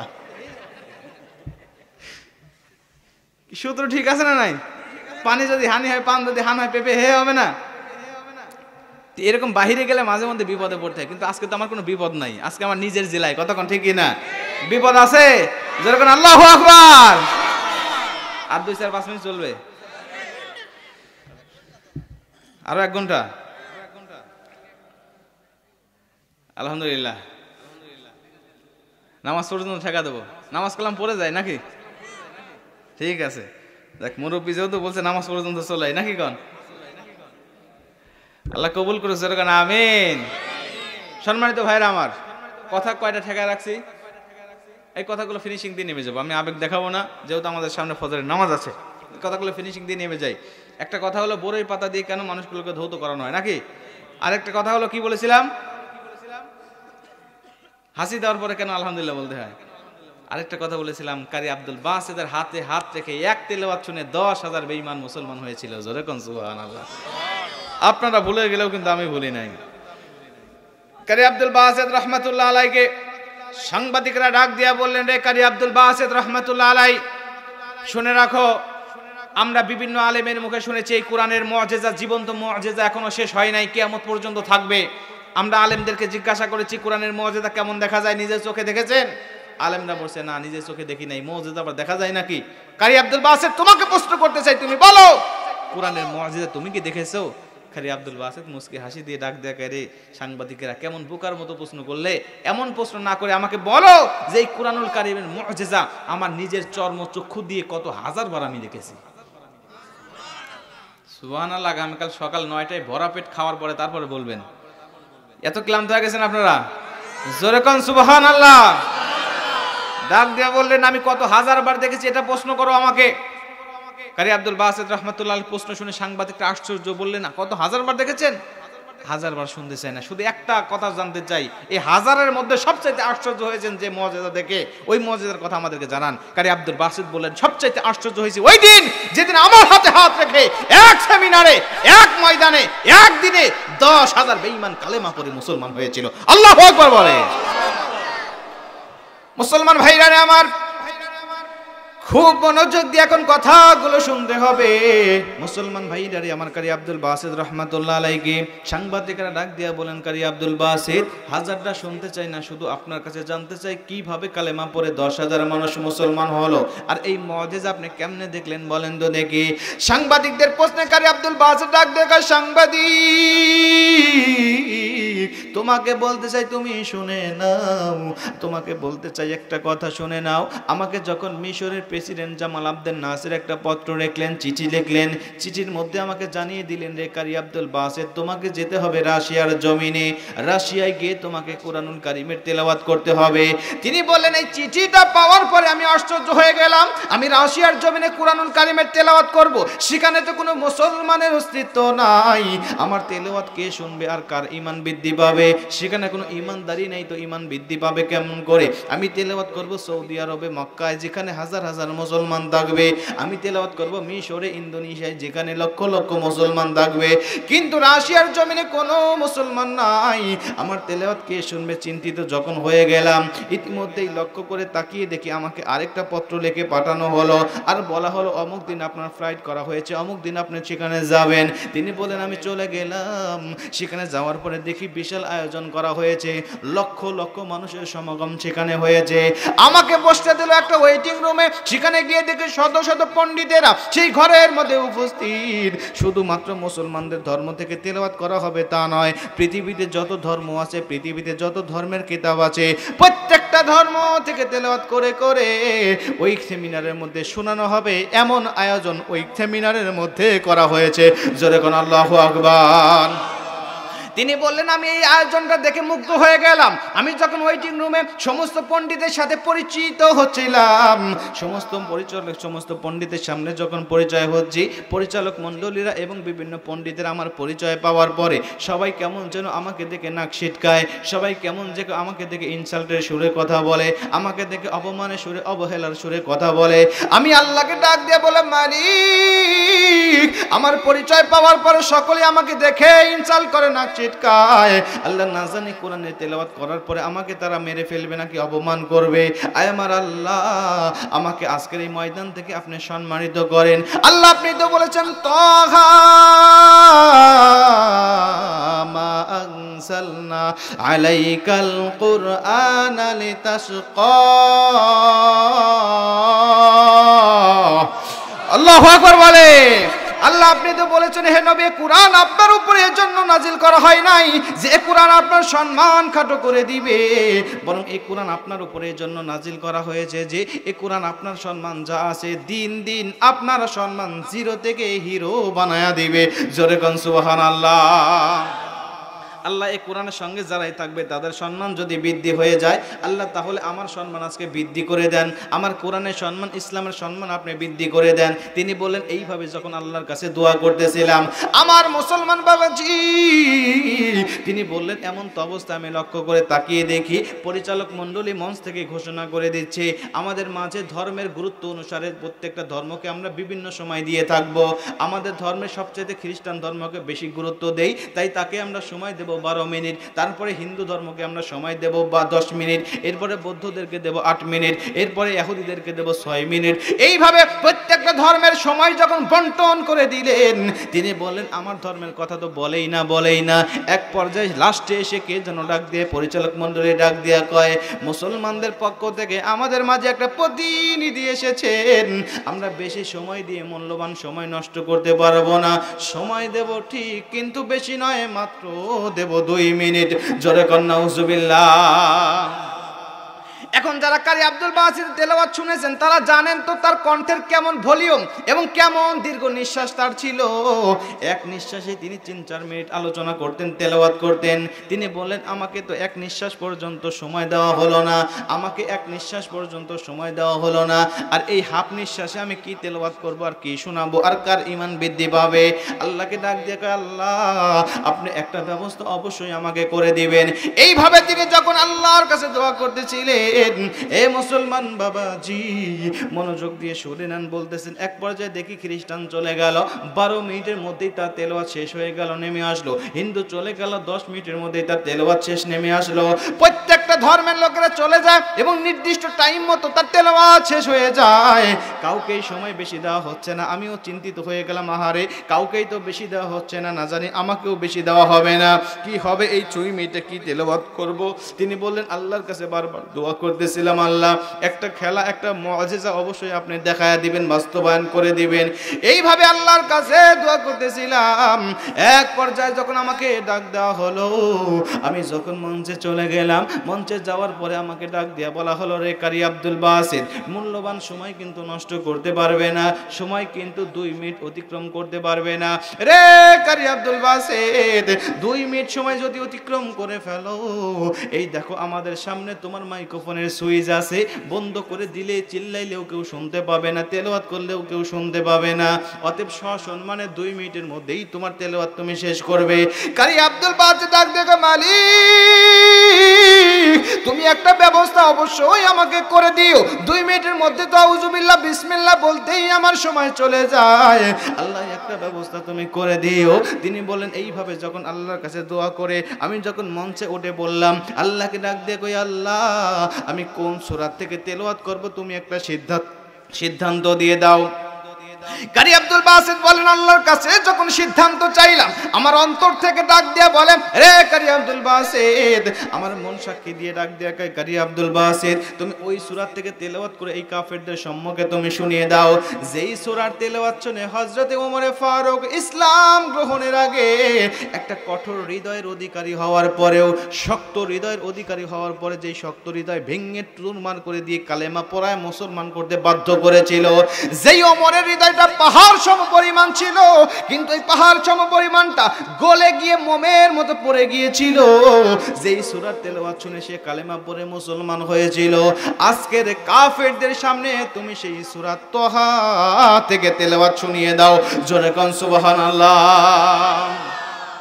কারি আব্দুল বাসিত রাহমাতুল্লাহ আলাইহি বলেন, সাংবাদিকেরা শোনো, আমি যখন সূরাতুত তোহা তেলাওয়াত শুরু করে দিলাম, সূরাতুত তোহা ছিল আমার মুখস্থ, শুধু তাই নয়, সূরাতুত তোহা আমি 7 কারীর কণ্ঠে তেলাওয়াত করতে পারতাম, মানে 7 লিহানে তেলাওয়াত করতে পারতাম। রে সাংবাদিক, আমি যখন তেলাওয়াতটা শুরু করলাম, আউযু বিল্লাহ বিসমিল্লাহ বলে একটা টান দিয়ে দিলাম, আমি নিঃশ্বাস না ফেলাইয়া তোহা মা আনজালনা আলাইকাল কোরআনা লিতাশকা বলে পড়তে থাকলাম। আমি কয়েকটা আয়াত তেলাওয়াত করে সামান্য চক্ষুটা খুলে দেখি 3 মিনিট পার হয়ে গেছে। একজন পরিচালক মণ্ডলী আমার তেলাওয়াতে বাধা দেয় নাই। আমি তেলাওয়াতটা হালকা একটু নিঃশ্বাসটা ফেলে দিয়া সুযোগটা হাতছাড়া না করে ছোট্ট একটা নিঃশ্বাস নিয়ে আমি আবারও তেলাওয়াত শুরু করে দিলাম। আমার নিয়ত ছিল আমার তেলাওয়াত চলবে ততক্ষণ, মাইক্রোফোন চালু থাকবে যতক্ষণ। জোরে কোন আল্লাহু আকবার। আমি তেলাওয়াত শুরু করে দিলাম, তেলাওয়াত আমার চলতেছে, আমি বারবার শুধু একটু ছোট্ট করে নিঃশ্বাস ফেলাইয়া আবারও দীর্ঘ নিঃশ্বাস নিয়ে টান দিয়ে তেলাওয়াত করি। আমার তেলাওয়াত চলতেছে আর চক্ষুটা খুলে তাকিয়ে দেখি প্রত্যেকটা পরিচালক মণ্ডলী, সাধারণ জনগণ আমার তেলাওয়াতের সুরে কেমন যেন হেলতেছে আর দুলতেছে, কেমন যেন মনে হচ্ছে তাদের হিতাহিত জ্ঞানটা তারা ভুলে গিয়েছে, কেমন যেন মনে হচ্ছে তারা যেন এই জমিনে নাই, যেন তাদের মন মানসিকতা কোথায় উড়ে গিয়েছে। তিনি বললেন, আমি দেখতেছি সকলেই কেমন যেন দেওয়ানা হয়ে গিয়েছে, পাগলের মতো করতেছে। আমার সুযোগটা আমি হাতছাড়া না করে তেলাওয়াত শুরু করতেছি। তেলাওয়াত আমার কন্টিনিউ চলতেছে। এক কারীর কণ্ঠে তেলাওয়াত শেষ হয়, অন্য কারীর কণ্ঠে তেলাওয়াত শুরু হয়। এক কারীর কণ্ঠে তেলাওয়াত শেষ হয়, অন্য কারীর কণ্ঠে তেলাওয়াত শুরু হয়। এইভাবে তেলাওয়াত করতে করতে করতে করতে ঘড়ির দিকে তাকিয়ে দেখি, আল্লাহর কসম করে জানিয়ে দেই 45 মিনিট সময় পার করেছি। একজন পরিচালক মণ্ডলী আমার তেলাওয়াতে বাধা প্রদান করে নাই। জোরে কোন আল্লাহু আকবার। আল্লাহু আকবার বলেন। 45 মিনিট পার করেছি, একজন পরিচালক মণ্ডলী আমার তেলাওয়াতে বাধা প্রদান করে নাই। আমি চিন্তা করলাম 45 মিনিট তো হলো, আর কত করব। আমি চিন্তা করলাম মানুষের বিরক্ত হওয়ার আগেই আমার তেলাওয়াত ছেড়ে দিতে হবে। আমি নিজেই সাদাকাল্লাহুল আযীম বলে তেলাওয়াতটা যখন বন্ধ করলাম, আমার তেলাওয়াতটা বন্ধ হওয়ার পরে দীর্ঘক্ষণ কোনো মানুষের মুখে কোনো কথা নাই। একজন পরিচালক মণ্ডলী উঠে ডাক দেয়া কয়, রে কারি আব্দুল বাসিত, তোমাকে তো নির্দিষ্ট একটা সময় দেওয়া হয়েছে, তোমার সময় সময়ের আগেই কেন তুমি তোমার তেলাওয়াত বন্ধ করলে? তোমার নির্দিষ্ট সময় পর্যন্ত তোমার তেলাওয়াত তুমি চালিয়ে যাও। জোরে কোন আল্লাহু আকবার। নির্দিষ্ট সময় তো দেওয়া হয়েছে, কেন তার আগেই থামালে? কারি আব্দুল বাসিত ডাক দেয়া পরিচালক ঘড়ির দিকে তাকিয়ে দেখেন, ঘড়ির দিকে তাকিয়ে ভূত দেখার মতো চমকুটে ডাক দেয়া গেল, কারি আব্দুল বাসিত এটা কিভাবে সম্ভব? আমরা হিন্দুকে 12 মিনিট দিয়েছিলাম, 10 মিনিট দিয়েছিলাম, বিরক্ত হয়ে নামিয়ে দিয়েছি। আমরা প্রত্যেকটা ধর্মের তেলাওয়াত শুনে আমরা বিরক্ত হয়ে গিয়েছি, কিন্তু তোমার কিতাবে কেমন কিতাব? তোমাকে সময় দিয়েছিলাম 2 মিনিট, তোমার সৃষ্টিকর্তার কসম পার করেছো 45 মিনিট, আমাদের মনে হচ্ছে এখনো 2 মিনিটই শেষ হয় নাই। জোরে কোন আল্লাহু আকবার। পরিচালক ডাক দেয়া বলেন, কারি আব্দুল বাসিত ডাক দেয়া করে, সাংবাদিকেরা শোনো, ওই দিন দেখেছিলাম কোরআনের মুআজিজা কেমন দেখা যায়। আমার হাতে হাত থেকে পরিচালক মণ্ডলী ডাক দেয়া বলেন, রে কারি আব্দুল বাসিত, আজকের এই সেমিনার থেকে প্রমাণ হয়ে গেল, আজকের এই সেমিনার থেকে রায় হয়ে গেল, পৃথিবীতে যদি কোনো আশ্চর্যজনক ধর্ম থাকে সেটা হলো ইসলাম, পৃথিবীতে যদি কোনো মিরাকেল, কোনো আশ্চর্যজনক কিতাব থাকে সেটা হলো আল কোরআন। অতএব এটা যখন আমাদের সেমিনার থেকে প্রমাণ হয়ে গেল, তোমাকে বলতে চাই, কে মুসলমান হবে আর কে হবে না এটা আমি বলতে পারবো না, তুমি সর্বপ্রথম আমাকে কালেমা পড়ায় মুসলমান বানায় দাও। তিনি বলেন, আমি যখন কালেমা পড়ায় তাকে মুসলমান বানায় দিলাম, আমার হাতে হাত রেখে তার পিছনে পিছনে 10,000 বেঈমান সেদিন কালেমা পড়ে মুসলমান হয়েছিল। জোরে করে আল্লাহু আকবার। এটা হলো সেই কিতাব, এটা হলো সেই কোরআন, যেই কোরআন কারি আব্দুল বাসিত বলেন, ওই দিন আমি নিজের মুআজিজা, কোরআনের মুআজিজা নিজের চোখে দেখেছিলাম কেমন দেখা যায়। আমাকে সময় দেয় না 2 মিনিট সময়, 45 মিনিট পার করার পরে বলছে এখনো তোমার 2 মিনিট শেষ হয় নাই, আরো তেলাওয়াত করো। আল্লাহু আকবার। বিরক্ত হয়ে গেছেন না? ক্লান্ত হয়ে গেছেন? কারি আব্দুল বাসিতের মতো সন্তান আজ পাওয়া যায় না। কেন জানেন? কারি আব্দুল বাসিতের মায়ের মতো মা পাওয়া যায় না। কারি আব্দুল বাসিতের মায়ের মতো মা যদি আমাদের সমাজে থাকতো, প্রতিটা ঘরে ঘরে আজও কারি আব্দুল বাসিত জন্ম নিত। কারি আব্দুল বাসিতের মায়ের জীবনীও আছে, তার জীবনের পাশে তার মায়ের কথাও কিছু উল্লেখ আছে, যে কারি আব্দুল বাসিতকে এত দূর পর্যন্ত নিয়ে আসার পিছনে প্রথম নম্বর হাতিয়ার ছিল তার মা।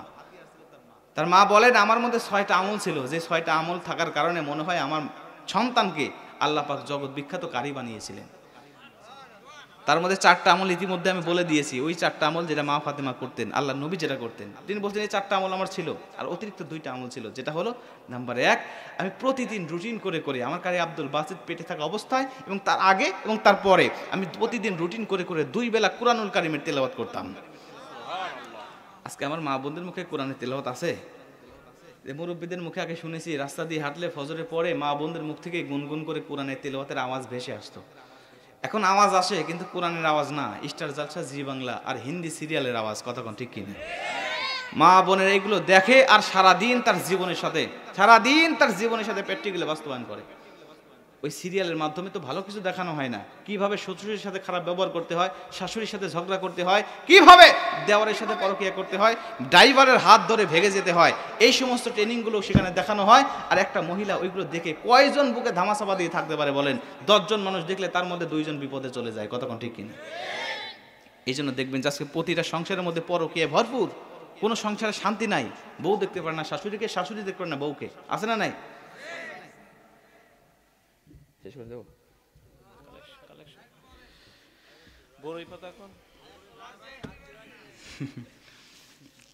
অধিকাংশ সংখ্যায় এই সমস্যা আছে না নাই? একটা তাবিজ দিয়ে দেয়, মাংনা একটা তাবিজ দিয়ে দেয়, তাবিজটা ব্যবহার করলে দেশ সংসারের মধ্যে সমস্যা আছে আশা করা দেয় সমস্যার সমাধান হয়ে যাবে। বউ শাশুড়ির যুদ্ধ যে সংসারে আছে, তাবিজটা ব্যবহার করবেন। তাবিজটা কি? শামসুল হক ফরিদপুরি রহমাতুল্লাহ আলাইহির কাছে একজন নববিবাহিত একটা বেটার বউ গিয়ে ডাক দেখে, হুজুর আমার শাশুড়ি সারাদিন আমাকে দেখতে পারে না, শুধু ঝগড়া করে, একটা তাবিজ দেন যে তাবিজটা দিলে আমার শাশুড়ি আসাতে আমার সাথে ঝগড়া করবে না। হুজুর ডাক দিয়ে মারে, বিভিন্ন তাবিজ কওজ মানুষকে দেই, কিন্তু এমন তাবিজ তো আবিষ্কার করতে পারি নাই যে তাবিজ দিয়ে ঝগড়া বন্ধ করা যায়। তো বলছে, হুজুর আমি জানি ইসলাম স্বয়ং সম্পূর্ণ, তাহলে এটা অসম্পূর্ণ থাকবে কেন? একটা তাবিজ আপনাকে দিতেই হবে। তিনি বলছেন, যখন আমাকে ছাড়েই না, একটা সাদা কাগজ এইভাবে জড়ায়া একটা তাবিজের মধ্যে ঢুকায়, মাদুরির মধ্যে ঢুকায়, ডাক দিয়ে বললাম, মারে এই তাবিজটা নিয়ে যাবি, তবে নিয়ম অনুযায়ী ব্যবহার করবি, নিয়মটা মেনে যদি ব্যবহার করতে পারিস, আশা করা যায় তোর শাশুড়ি আর তোর সাথে ঝগড়া করবে না। মেয়েটি রাখছে, হুজুর যত কঠিন হোক আমাকে বলেন, আমি নিয়ম মেনেই ব্যবহার করবো। তো বলছে, নিয়মটা হলো এই, তুই এই তাবিজটা সব সময় তোর শাড়ির আঁচলে রাখবি, শাড়ির আঁচলে রাখবি, যখন তোর শাশুড়ি তোর সাথে ঝগড়া করতে আসবে, ওই সময় এই শাড়ির আঁচল থেকে তাবিজটা খুলবি, খোলার পরে হাতে নিবি, হাতেও রাখবি না, মুখের মধ্যে ঢুকাবি, জিবার নিচে পেরে দাঁত মুখ মারি আটকে চুপ করে বসে থাকবি। এই আমলটা চলবে ততক্ষণ তোর শাশুড়ি ঝগড়া করতে থাকবে, যতক্ষণ ঝগড়া হয়ে গেলে তাবিজটা খুলে তুই স্বাভাবিকভাবে চলাফেরা করবি, খবরদার এক কথা বলতে পারবি না, বললেই কিন্তু তাবিজ কাজ করবে না। বলছে হুজুর ঠিক আছে। যাওয়ার পরে যখন শাশুড়ি এক কথা দুই কথা বলতে আসছে, হঠাৎ করে ও বলতে যাবে, হঠাৎ করে হুজুরের কথা মনে হয়েছে, তাবিজটা খুলে মুখের মধ্যে নিয়ে চুপ করে বসে আছে। শাশুড়ি চিন্তা করে ব্যাপার কি, আমার বেটা বউ এরকম আল্লাহর ওলি হয়ে গেল আজকে, আমি এক কথা বললে সে 10 কথা কয়, আজকে এক কথা কয় না। তোর সাদা কার সাথে ঝগড়া করি, একদিন যায়, 2 দিন যায়, 3 দিন যায়, যখন এরকম ভাবে আর কোনো কথার উত্তর দেয় না, শাশুড়ি চিন্তা করলেন এরকম আল্লাহর ওলির সাথে ঝগড়া করে কি জাহান্নামী হব, দরকার নাই, ঝগড়া বন্ধ। 4-5 দিনের মধ্যে একেবারে সংসারের মধ্যে ঝগড়া বিলুপ্ত। 7 দিনের দিন এক দৌড় হুজুরের কাছে, হুজুর আপনি কইছিলেন তাবিজ কাজ করে না, আল্লাহর কসম তাবিজ এত কাজ করছে, আমার সংসারটা এখন জান্নাতি সংসার, জোরে কোন সুবহানাল্লাহ। হুজুর ডাক দেখে, মারে তোর তাবিজটা একটু দে। তাবিজটা নেওয়ার পরে ভিতর থেকে কাগজ টেনে বের করছে, বের করার পরে খুলে কয় দেখ তো কোন দোয়া কালাম আছে, কয় না হুজুর কিচ্ছুতে লেখা নাই, কোনো তাবিজ কবজ কোনো গাছগাছালি আছে, কয় না কিচ্ছু নাই। হুজুর কাজ কেমন করে করলো, আরে পাগলি কাজ তো তাবিজ করে নাই, কাজ করছে তোর মুখ, তোর মুখ বন্ধ ছিল বিদায় তোর শাশুড়ি তোর সাথে ঝগড়া করে নাই। তুই এক কথা বললে তোর শাশুড়ি 10 কথা কয়, তোর শাশুড়ি 10 কথা বললে তুই 100 কথা শোনায় দিস, ও সংসার তো এমনি জাহান্নামের গর্ত হবে, কথা কোন ঠিক কিনা।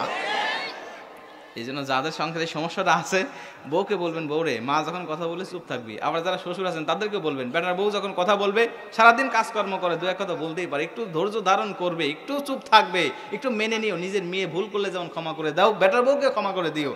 মা শাশুড়ি যখন বেটার বউকে মেয়ের মতো দেখবে, বেটার বউ যখন শাশুড়িকে মায়ের মতো দেখবে, ওই সংসারটা আমি কসম করে বলতে পারি জান্নাতের টুকরা হবে, কথা কোন ঠিক কিনা। কিন্তু তা তো নাই, তা নাই। মা বোনদের মন মানসিকতা সবচেয়ে ছোট। ওরা যখন যে পজিশনে থাকে মনে করে আমি ভালো আছি, যখন সে বেটার বউ মনে করে সব শাশুড়ি খারাপ, আবার যখন সে শাশুড়ি মনে করে সব বেটার বউ খারাপ, ঠিক কিনা গণ। ও নিজেই ভালো, সব খারাপ, ও নিজেই ভালো, যখন যে পজিশনে আছে সেই পজিশনটাই ভালো, আর বাদ ওই সব খারাপ। এই ছোট মন মানসিকতা আমাদের বাদ দিতে হবে, তাহলে দেখবেন সংসারে শান্তি আসবে। আল্লাহ আমাদের কবুল করুক, জোর করে আমিন। আমার ভাইরা বন্ধুগণ, অনেক সময় নিয়ে ফেললাম, আপনারা যে কত কাল পারবেন না কালকে আমাকে, আমি নিজেও চিন্তা করতে পারতেছি না। আসেন আমি দেরি করব না, আপনাদেরকে বরের পাতার কথা আর হাসির কথাটা বলে শেষ করে দেবো। তার আগে কিছু টাকা পয়সা একটু কালেকশন করার দরকার আছে, কথা ঠিক কিনা। তো আমি জানি আপনারা দিয়ে দিয়েছেন, দ্বিতীয় বক্তার হাতে অনেক দিয়েছেন, তো যদি কেউ বাদ বাকি থাকেন আপনারা দেরি করবেন না, জলদি করে চলে আসবেন, 2-4-5 মিনিটের মধ্যেই। 2-4 মিনিট লাগবে, বলে দিই শোনেন। হ্যাঁ, শিরোনাম খালে বলে দিই। শিরোনাম হলো, শোনেন, শিরোনাম হলো যে আমেরিকার এই বিখ্যাত বিজ্ঞানী, উনি যখন হাসি নিয়ে গবেষণা করলেন, তার গবেষণার বিষয় ছিল যে মুসলমানরা কেন হাসি দেওয়ার পরে তাদের সৃষ্টিকর্তাকে ধন্যবাদ দেয়, হাসির সাথে সৃষ্টিকর্তার কি সম্পর্ক এইটা তারা বললেন। বিজ্ঞানী বলতেছেন, আমি জানি মুসলমানেরা শুকরিয়া আদায় করে তখন কোনো বিপদ থেকে মুক্তি পায় যখন, বা কোনো সুসংবাদ শোনে যখন, বা কোনো পজিটিভ বিষয় হয় যখন, বা কোনো নিয়ামত ভক্ষণ করে যখন, তখন তাদের সৃষ্টিকর্তাকে তারা ধন্যবাদ দেয়। কিন্তু হাসির মধ্যে কি বিপদ থেকে মুক্তি আছে, বা কি জান্নাতি নিয়ামত আছে, বা কি কল্যাণ আছে, যার কারণে আজকের থেকে 1450 বছর আগে মুসলমানদের নবী তার উম্মতদেরকে তাদের সৃষ্টিকর্তার ধন্যবাদ দেওয়ার কথা রীতি নীতি চালু করে দিয়ে গিয়েছেন। এটা আমাকে পরীক্ষা করে দেখতে হবে। তিনি বলেন, আমি গবেষণা করলাম, 3 বছর একাধারে এই হাসির পিছনে ব্যয় করলাম। ইদা আতাসা আহাদুকুম ফালইয়াকুল আলহামদুলিল্লাহ। বিশ্বনবী কেন এই হাদিসের কথাটা বলেছেন? তিনি বলেন, গবেষণা যখন চূড়ান্ত পর্যায়ে চলে গেল, এক পর্যায়ে আমি সিদ্ধান্ত নিলাম, আহারে আমি এতদিন কোন ধর্মের বিরোধিতা করে এসেছি, আমার জীবনটা কোন ধর্মের বিরোধিতা করে আমি কাটিয়েছি, এই ধর্মই তো সত্য ধর্ম, এই ধর্মই তো বারবার আমার জীবনের ভুলগুলো ধরিয়ে দিচ্ছে। দেরি করব না, কালেমা পড়ে মুসলমান হব। কিভাবে হব? বন্ধু বান্ধবীকে যখন পরামর্শ চাইলাম, বন্ধু বান্ধবী আমাকে ডাক দিয়া বলেন, বন্ধুরে কালেমা পড়ে মুসলমান হও, কোনো আপত্তি নাই, তবে এমনি এমনি হয়েও না। কেন মুসলমান হবে, কোন কারণে, এটা তুমি ওপেন একটা সাংবাদিক সম্মেলন করে অথবা একটা সেমিনার করে জাতির লোকদেরকে আহ্বান করে কোন তথ্য তুমি পেয়েছো, এটা জাতির সামনে ওপেন চ্যালেঞ্জ করে ছড়িয়ে দিয়ে তুমি বাক্যটা মানুষের সামনে প্রচার করে দিয়ে কালেমা পড়ে মুসলমান হও। জোরে কোন সুবহানাল্লাহ। তিনি বললেন, আমি সেমিনার করলাম, সেমিনার উঠে ডাক দিয়া বললাম, রে জাতির লোকেরা শোনো, আমি হাসির হাদিসটা গবেষণা করে 2টা তথ্য পাইছি। 2টা তথ্য আমি দেখেছি, যেটা মেশিন ছাড়া, যন্ত্রপাতি ছাড়া, MBBS FCPS FRCS এর ডিগ্রিধারী ডাক্তার ছাড়া কোনোভাবেই কোনো মানুষের পক্ষে এই কথাটা জানা সম্ভব নয়, একদম অসম্ভব। কোনো মানুষের পক্ষে এই আধুনিক যন্ত্রপাতি ছাড়া, আজকের থেকে 1450 বছর আগে মুসলমানদের নবীর কাছে এই আধুনিক যন্ত্রপাতির কোনো একটা ছিল না। আমার মতো MBBS FCPS FRCS এর ডিগ্রিও তার ছিল না। তিনি কিভাবে জানলেন? এটাই আমার পরীক্ষার বিষয়। তিনি বললেন, আমি তাকিয়ে দেখি একটা মানুষ যখন হাসি দেয়, হাসি দেওয়ার সঙ্গে সঙ্গে তার দেহের মধ্যে 2টা পরিবর্তন ঘটে। 2টা পরিবর্তনের মধ্যে প্রথম নম্বর পরিবর্তন হলো, তিনি বললেন, একটা মানুষ হাসি দেওয়ার সঙ্গে সঙ্গে তার দেহের মধ্যে যে হৃৎপিণ্ডটা আছে, হার্টবিটটা আছে, এই হার্টবিটটা 2 ন্যানো সেকেন্ডের জন্য একেবারে বন্ধ হয়ে যায়, ব্লক হয়ে যায়। 2 ন্যানো সেকেন্ড মানে হলো 1 সেকেন্ডের অনেক কম সময়, একেবারে বন্ধ হয়ে যায়। এই 2 ন্যানো সেকেন্ডের মধ্যেই আবার আল্লাহ পাকের হুকুমে পুনরায় তার হার্টবিটটা আবার পূর্ণ শক্তি সঞ্চয় করে ওই হার্টবিটটা আবার চালু হয়ে যায়। জোরে কোন সুবহানাল্লাহ। পূর্ণ শক্তি নিয়ে, পূর্ণ শক্তি সঞ্চয় করে হার্টবিটটা আবার চালু হয়ে যায়। ইতিপূর্বে হয়তো হার্টবিটটা চলতে চলতে চলতে চলতে চলতে চলতে একেবারে অকেজ বা নিস্তেজ হয়ে গিয়েছে, দুর্বল হয়ে গিয়েছে, কিন্তু হাসি দেওয়ার সঙ্গে সঙ্গে ওই 2 ন্যানো সেকেন্ডের মধ্যেই হার্টবিটটা বন্ধ হয়ে যায় এবং আবার পূর্ণ ক্ষমতা নিয়ে, শক্তি সঞ্চয় করে নিয়ে আবার হার্টবিটটা চালু হয়ে যায়। যদি তার হার্টবিটটা চালু না হইতো তাহলে সে দুনিয়া থেকে বিদায় নিত, কিন্তু সে বিদায় নেয় না। আমার মালিক সৃষ্টিকর্তা তার হার্টবিটটা আবার চালু করে দেয়। জোরে কোন সুবহানাল্লাহ। 2 নম্বরে আমি তাকিয়ে দেখি যে একজন মানুষ যখন হাসি দেয়, হাসি দেওয়ার সঙ্গে সঙ্গে ওর মুখের মধ্য থেকে, ওর দেহের মধ্য থেকে, ওর শরীরের মধ্য থেকে কম পক্ষে 3500 রোগ জীবাণু দেহের মধ্য থেকে জমিনে বের হয়ে যায়। আল্লাহু আকবার বললেন না? জোরে কোন আল্লাহু আকবার। তিনি বললেন পরীক্ষা নিরীক্ষা ছাড়া এটা কোনো মানুষের পক্ষে বলা কোনোভাবেই সম্ভব নয়। ওই মরুভূমির প্রান্তরে দাঁড়িয়ে 1450 বছর আগে বিশ্বনবী কিভাবে এই কথাটা জানলেন আমার বুঝে আসে না। নিঃসন্দেহে তিনি তার সৃষ্টিকর্তার পক্ষ থেকে জেনেছিলেন। আল্লাহ পাক পবিত্র কুরআন সূরা নাজমের মধ্যে একই কথা বলেন, মা ইয়ানতিকু আনিল হাওয়া ইন হুয়া ইল্লা ওয়াহয়ু ইউহা। হে দুনিয়ার মানুষেরা শোনো, আমার নবী 63 বছর জিন্দেগিতে যা কিছু করেছেন, যা কিছু বলেছেন, প্রত্যেকটা কথা, প্রত্যেকটা বাণী আমার নবী একটাও তার মন গড়া বলে নাই। যা করেছেন, যা বলেছেন, যা সমর্থন করেছেন, সব কথা আমি আল্লাহর শেখানো কথা। জোরে কোন সুবহানাল্লাহ। তিনি বললেন আমি দেরি করলাম না, কালেমা পড়ে মুসলমান হয়ে গেলাম। বরের পাতার কথা কয় লাগবে না? আচ্ছা, বরের পাতার কথা 2 মিনিট লাগবে, বলে দিচ্ছি। বরের পাতার কথা, ফ্রান্সের বিখ্যাত বিজ্ঞানীরা বরের পাতা নিয়ে গবেষণা করেছিলেন। তারা বলেন যে বরের পাতার মধ্যে কি আছে। আমরা জানি অনেক পাতার মধ্যে ঔষধি গুণ আছে, কিন্তু বরের পাতার মধ্যে কি গুণ আছে এটা আমরা জানতাম না, আগে কোনোদিন চিন্তাও করে দেখি নাই। কিন্তু যখন এই হাদিসটা দেখলাম তখন আমাদের একটু আকাঙ্ক্ষা জাগলো। আমরা আকাঙ্ক্ষা নিয়ে যখন গবেষণা শুরু করলাম, একটা পাতিলের মধ্যে পানি নিলাম, বরের পাতাও নিলাম, পানি নিয়ে পাতা নিয়ে যখন আগুন দিয়ে জাল দিচ্ছিলাম, জাল দিলাম, হিট দিলাম, যখন পানি গরম হয়ে গেল, লক্ষ্য করে তাকিয়ে দেখি দূরবীন দিয়ে যে ওই পাতার মধ্য থেকে এক প্রকার উপাদান পানির সাথে মিশে যায়। আমরা বুঝতে পারলাম নিঃসন্দেহের মধ্যে কিছু একটা আছে। আমরা এই পানিটা নিয়ে ল্যাবে নিয়ে চলে গেলাম উন্নত মানের যন্ত্রপাতি দিয়ে পরীক্ষা করার জন্য। উন্নত মানের যন্ত্রপাতি দিয়ে পরীক্ষা করে দেখি যে এই সামান্য কিছুক্ষণ আগে একটা সাধারণ পানি, মাত্র সাধারণ একটা বরই পাতা দিয়ে জাল দেওয়ার কারণে এই সামান্য ব্যবধানে, সময়ের ব্যবধানে শুধু পানিটা একটু গরম হয়ে ওই পাতাটা উগান থেকে কিছু লালা, কিছু উপাদান বের হয়ে নিয়ে এসেছে। এই পানিটা এখন সাধারণ কোনো পানি নাই, এটা পিওর ন্যাচারাল অ্যান্টিসেপটিক হয়ে গিয়েছে। জোরে কোন সুবহানাল্লাহ। এই পিওর ন্যাচারাল অ্যান্টিসেপটিক পানি দিয়ে যখন কোনো মানুষকে ধৌত করানো হয়, ওই মাইয়াতের, ওই লাশের বাহ্যিক যত অপবিত্রতা আছে, মাইয়াতের বাহ্যিক যত জীবাণু আছে, মাইয়াতের বাহ্যিক যত ময়লা আছে, প্রত্যেকটা ময়লা পরিষ্কার করে, প্রত্যেকটা অপবিত্রগুলোকে পরিষ্কার করে আমার আল্লাহ পাক একটা মাইয়াতকে 100% পবিত্র দেহ করে তার কাছে পৌঁছায় নিয়ে যান। জোরে কোন সুবহানাল্লাহ। তিনি বললেন মুসলমানদের নবী গবেষণা ছাড়া এই কথাটা কিভাবে বললেন, কিভাবে বললেন, এটা কোনো মানুষের পক্ষে সাধারণভাবে বলা সম্ভব নয়। নিঃসন্দেহে এটাও তিনি তার রবের পক্ষ থেকে জেনেছিলেন। আর তার রবের পক্ষ থেকে যদি তিনি জেনেই থাকেন তাহলে তার রবের সাথে তার ভালো সুসম্পর্ক, আর রবের সাথে যদি সুসম্পর্ক থাকে তাহলে তার আনিত ধর্মই হলো সত্য ধর্ম। অতএব কেন আমরা বিপদে থাকবো, কেন আমরা বাপদাদার ধর্মে থাকবো? তার আনিত ধর্মই যদি সত্য ধর্ম হয় তাহলে সেই সত্য ধর্মই আমরা গ্রহণ করে নিলাম। কালেমা পড়ে সকলেই মুসলমান। জোরে কোন সুবহানাল্লাহ।